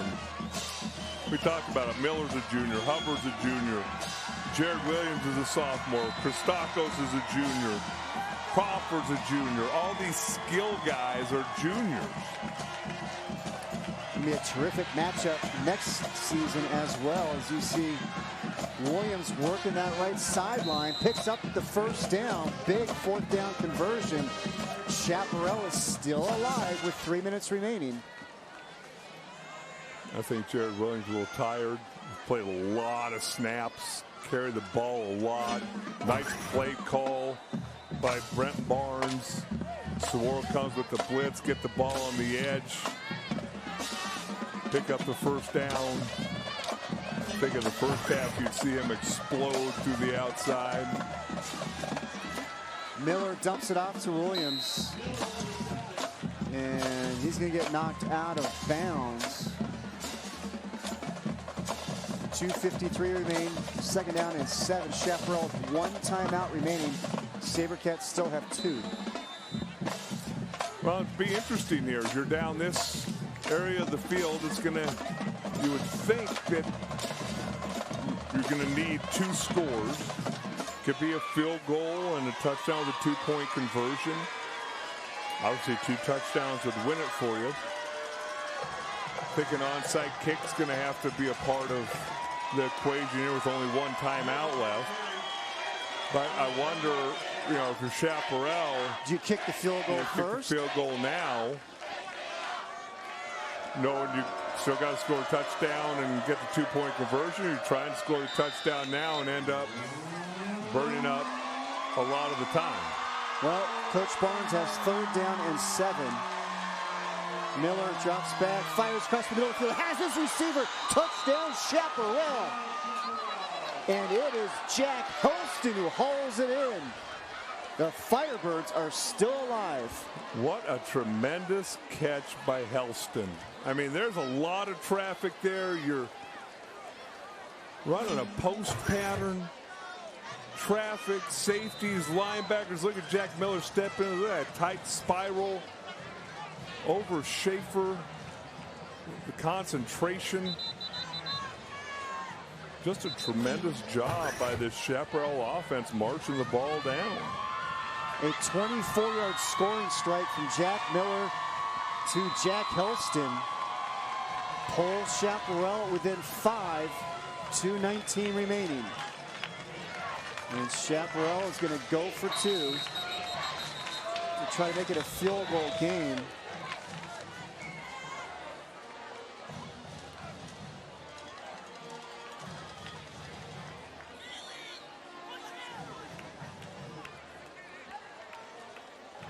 And looks like Saguaro's trying to get the right personnel out on the field. Quentin Somerville makes a late dash to get back out on the field. And here we go, Chaparral going for 2. Miller rolls right, throws it into the end zone, incomplete. What pressure by Connor Soley. And that Saguaro defense comes up with a big stop. Still a 5-point game. Really love the way this Firebird football team can try and roll out to the right. Soley says no. I'm going to try and hamper that. Has to get rid of the football, but boy, what resolve for this Chaparral team as they continue to battle. And now, obviously, 2 minutes, 19 seconds left and only 1 timeout. You got to figure they're going to onside kick, but seeing as how I've been wrong about everything that Chaparral is going to do tonight, who knows? I would say you're due. You're not going to go with the horse collar tonight. Nice job by Jack Helston. He's put himself together a game. Came in tonight with 9 catches for 113 yards and a touchdown. He has certainly added to those numbers here tonight. Well, let's see what Chaparral first-year head coach Brent Barnes elects to do.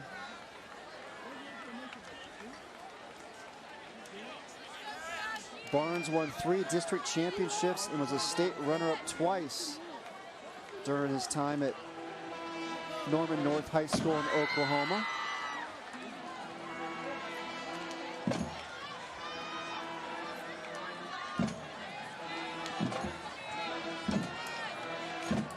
So Tommy Christakos, the kicker for Chaparral. Looks like Saguaro's playing for the onside kick. And here it comes. Ball goes through the hands of Saguaro's team and goes out of bounds. So the Sabercats will have the ball. And they will start from their own 47-yard line. Well, 2 minutes, 17 seconds left. Chaparral still with 1 timeout. I'm not even going to make a prognostication of how Saguaro is going to handle this. But you were right, though. Chaparral did onside. Okay. All right. I'm off the schneid. At least with Chaparral, you are. Well, see if the Firebird defense can come up with a 3 and out. Handoff to Soley, left side, still on his feet, breaking tackles, Connor Soley. And also, how about staying in bounds? Huge play there by Connor Soley. First down, Sabercats. You talk about him being the 2nd fastest player on the team. Aggressive, he's a senior, he's smart. You see the balance. He has to be exhausted. And as you said, Let's either let this clock continue to run or make Chaparral use that last timeout.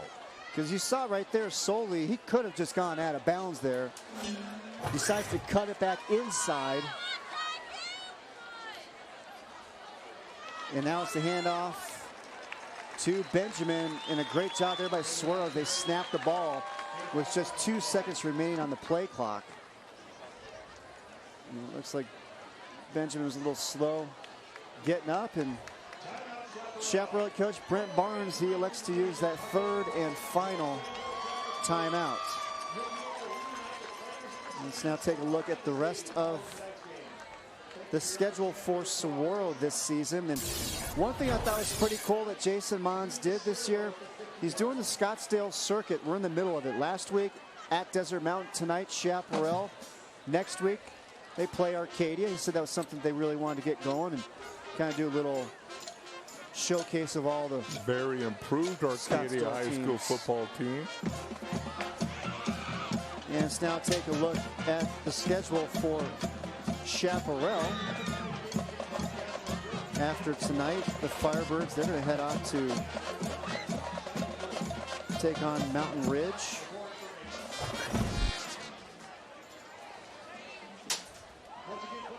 Take on O'Connor. At Pinnacle, the second to the last game of the season.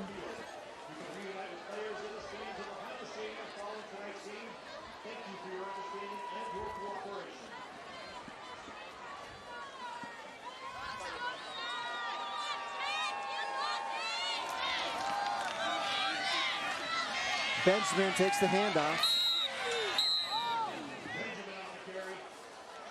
Chaparral defense makes the stop.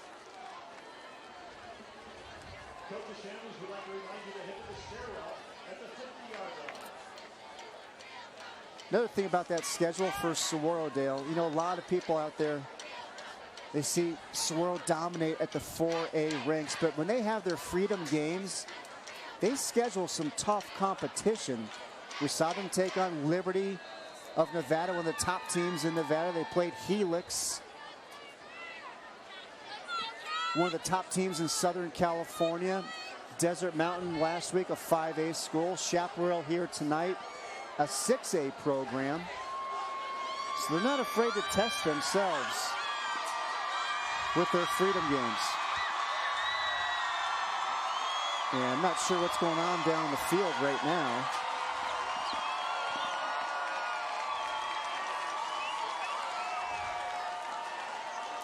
Well, for one thing, I know the clock has stopped at 59 seconds, and I don't know if any understand why.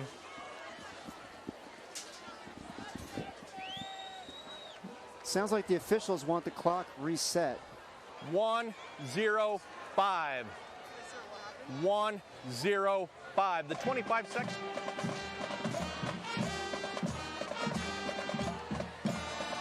So great job here tonight by the scoreboard operator, Mike Harris, taking care of the officials' request and getting that clock reset at 1:05. Well, he needs to get the clock going because the 25-second clock is 5 seconds ahead of the play clock. Come on, don't be singing his praises till he gets through the game. A minute left. Was I a little too soon with that compliment, apparently? There's only one Harris that we can give credit to tonight. That's Steve Harris. Which we did in the first half.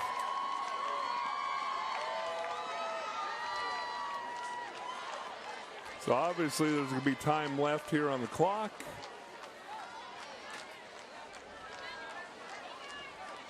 There'll be about 17 seconds left when the play clock hits 0. And 3, 2 on the play clock, 1, they snap it.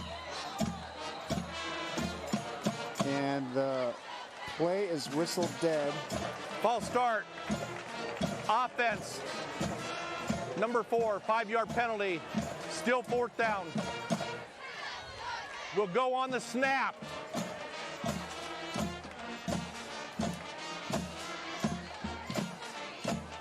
So Jason Mons, his Sabercats are 16 seconds away from moving their record to 4-1 on the season Well, you know you don't want to punt this football because Chaparral could get back there and block the punt and return it for a touchdown to win the game. We've seen that at every different level. You know, do you run a sweep? Do you throw a pass? Do you drop back and chuck it to the sidelines? Bunch of different things you can do, but none of them are quite going to take 16.7 seconds. You do have Israel Benjamin, who's had a terrific night running the ball. Tyler Beverett, he's not a bad option to run the ball as well, to try to run the clock.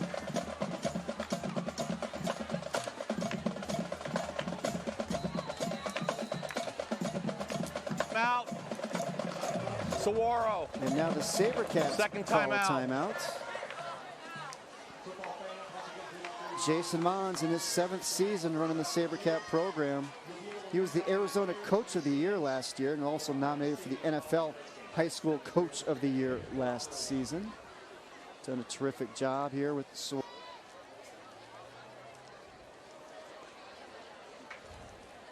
We touched on all the big-time players for the Sabercats, and a few of them made a visit to Tuscaloosa.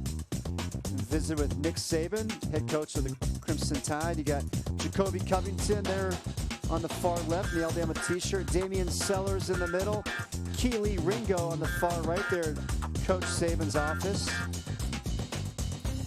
Both Sellers and Ringo had offers from Alabama. And there's head coach Jason Mons, a couple of successful head coaches right there. Well, hold on. I'm trying. Is that a Michigan? Oh, is he wearing Michigan State? Because that's where Saguaro Saban. Oh, see, to me that looks green. Spartans. I thought Jason was going to kind of. Shirt. You don't think so? At Nick Saban's office. Interesting here. Yeah, 52-yard field goal attempt here. Parker Lewis. And it is good. Parker Lewis from 52 yards out. What a kick. Jason Mons showing some faith in his kicker. And he gets rewarded. Parker Lewis from 52 yards out. A career long. And that gives the Sabercats an 8-point lead. Wow. Obviously, he's got a strong leg. You have a lot of faith in your field goal protection unit. He gets that ball up high and in a hurry. Because obviously the one thing that you're thinking as you're the head coach is can't get this thing blocked. You get the field goal attempt from a longer distance, you think it's going to be a lower trajectory. Parker Lewis had no problem getting that one up and splits the uprights. Saguaro now leads 45-37. 12 seconds remain. Well, we've seen Chaparral move the ball in big chunks in a hurry.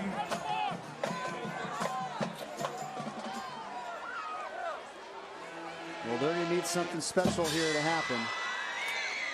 You know, a lot of these schools, you have to squib kick this or whatever, but if you're Saguaro or Chaparral, you just kick the ball in the end zone.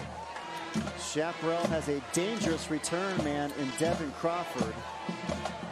Parker Lewis, we've seen his leg here tonight. He is very capable of kicking this one through the back of the end zone. I'm sure he's a little pumped up right now as well after beating the 52-yard field goal.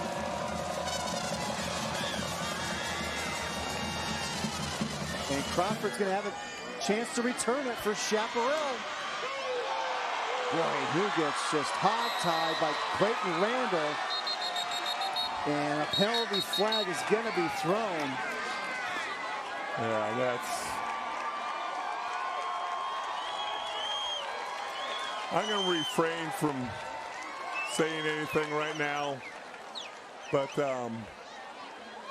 you can talk about his energy and his fire, but this is the second time he's done this.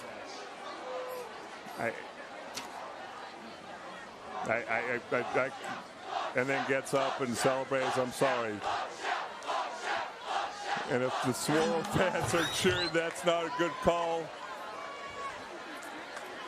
Well, hopefully Devin Crawford is okay. No room for that in high school football, college football, or the NFL.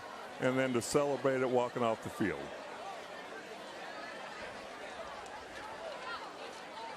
Please talk so I won't talk anymore.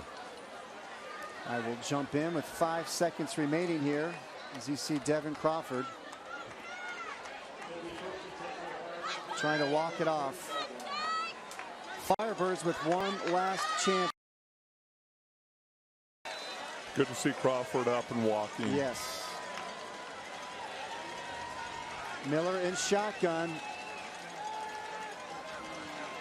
Fires, looking for Christakis, falls incomplete. 1.5 seconds remain. Chaparral will have one last chance.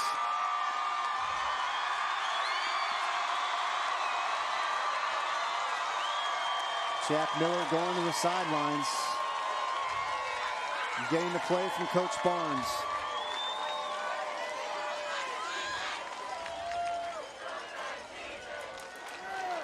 Well, we've seen weirder things happen.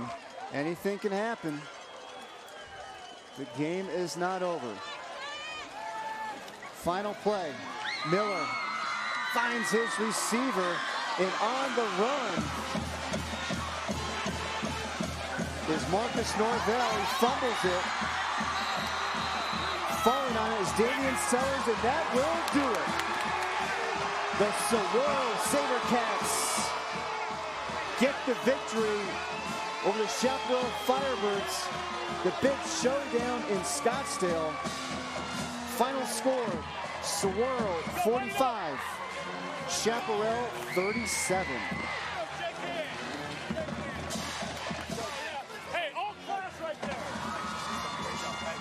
And you see Coach Mons and Coach Barnes shaking hands there. And we're going to step aside for a quick break.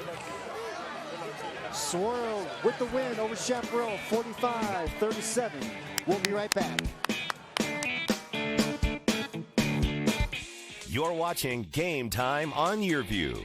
For more in-depth coverage of the top players around, recruiting updates, behind-the-scenes access, and more, check out YurView.com. 50 years ago, President Johnson signed a bill that continues to impact our lives to this day.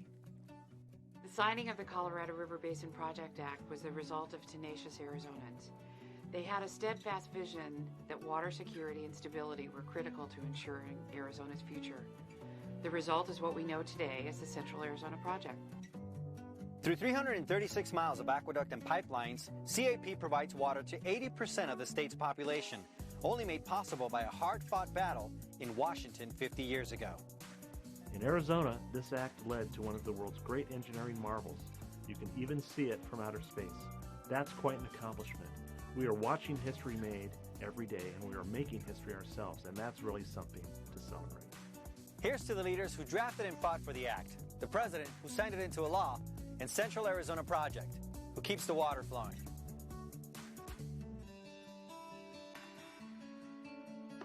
Coming back to school is a big decision, but at AAI, we're with you every step of the way. We offer career-focused education, and we work with you from the day you enroll through graduation To help you reach the ultimate goal of moving into the career you deserve. Don't be afraid to try something new, to try something different. You will set an example for your family, for your children. It's never too late to start a new career. Check us out at aai.edu. Or call now and come visit our campus.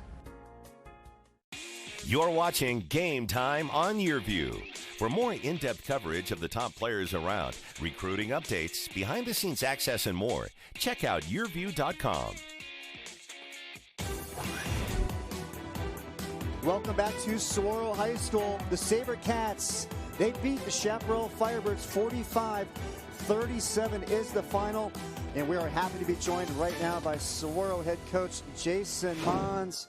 First time Saguaro and Chaparral played each other since 2014. You guys come away with the victory in the big rivalry game. How does it feel? It feels good. We got away with one. We played about as poorly as we could play defensively in the first half, but our offense stuck with it, made some big plays, kept us in the game, allowed us to get in at halftime and make some adjustments and play much better defensively in the second half. It feels good, man. These games are crazy. I think the fans got their money's worth tonight.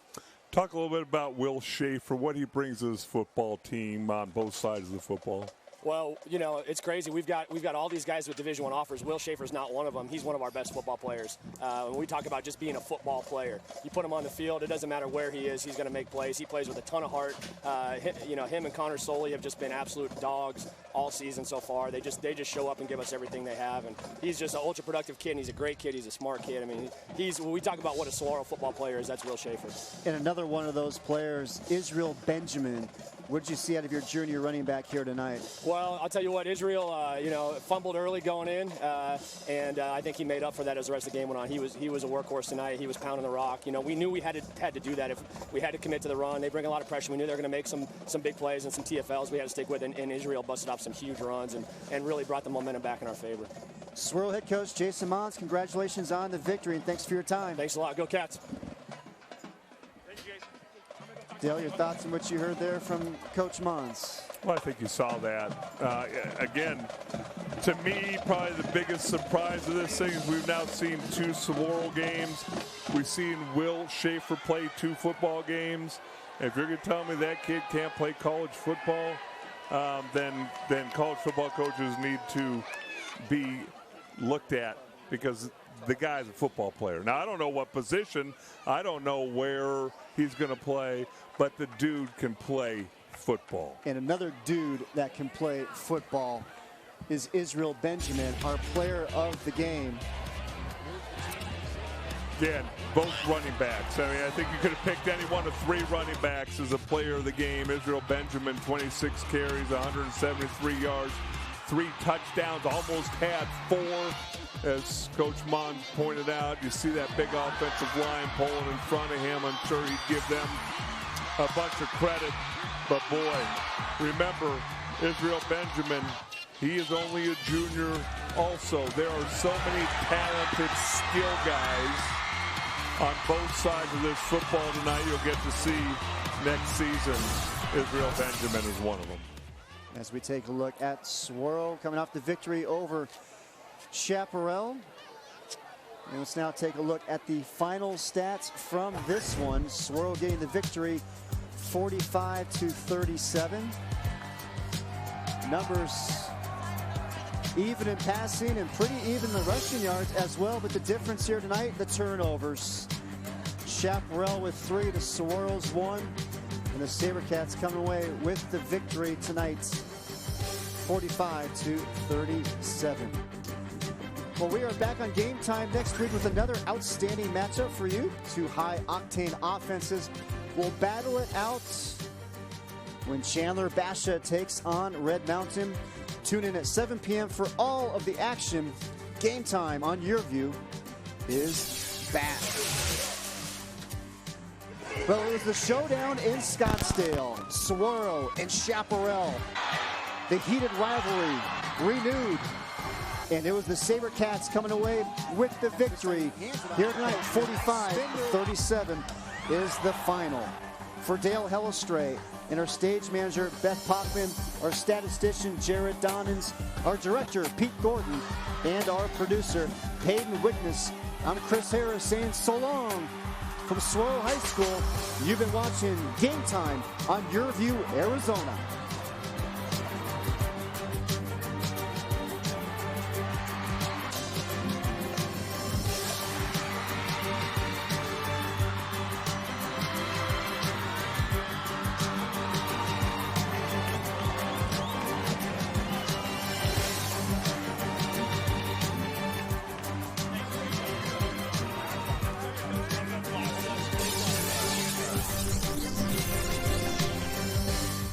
Game Time High School football coverage.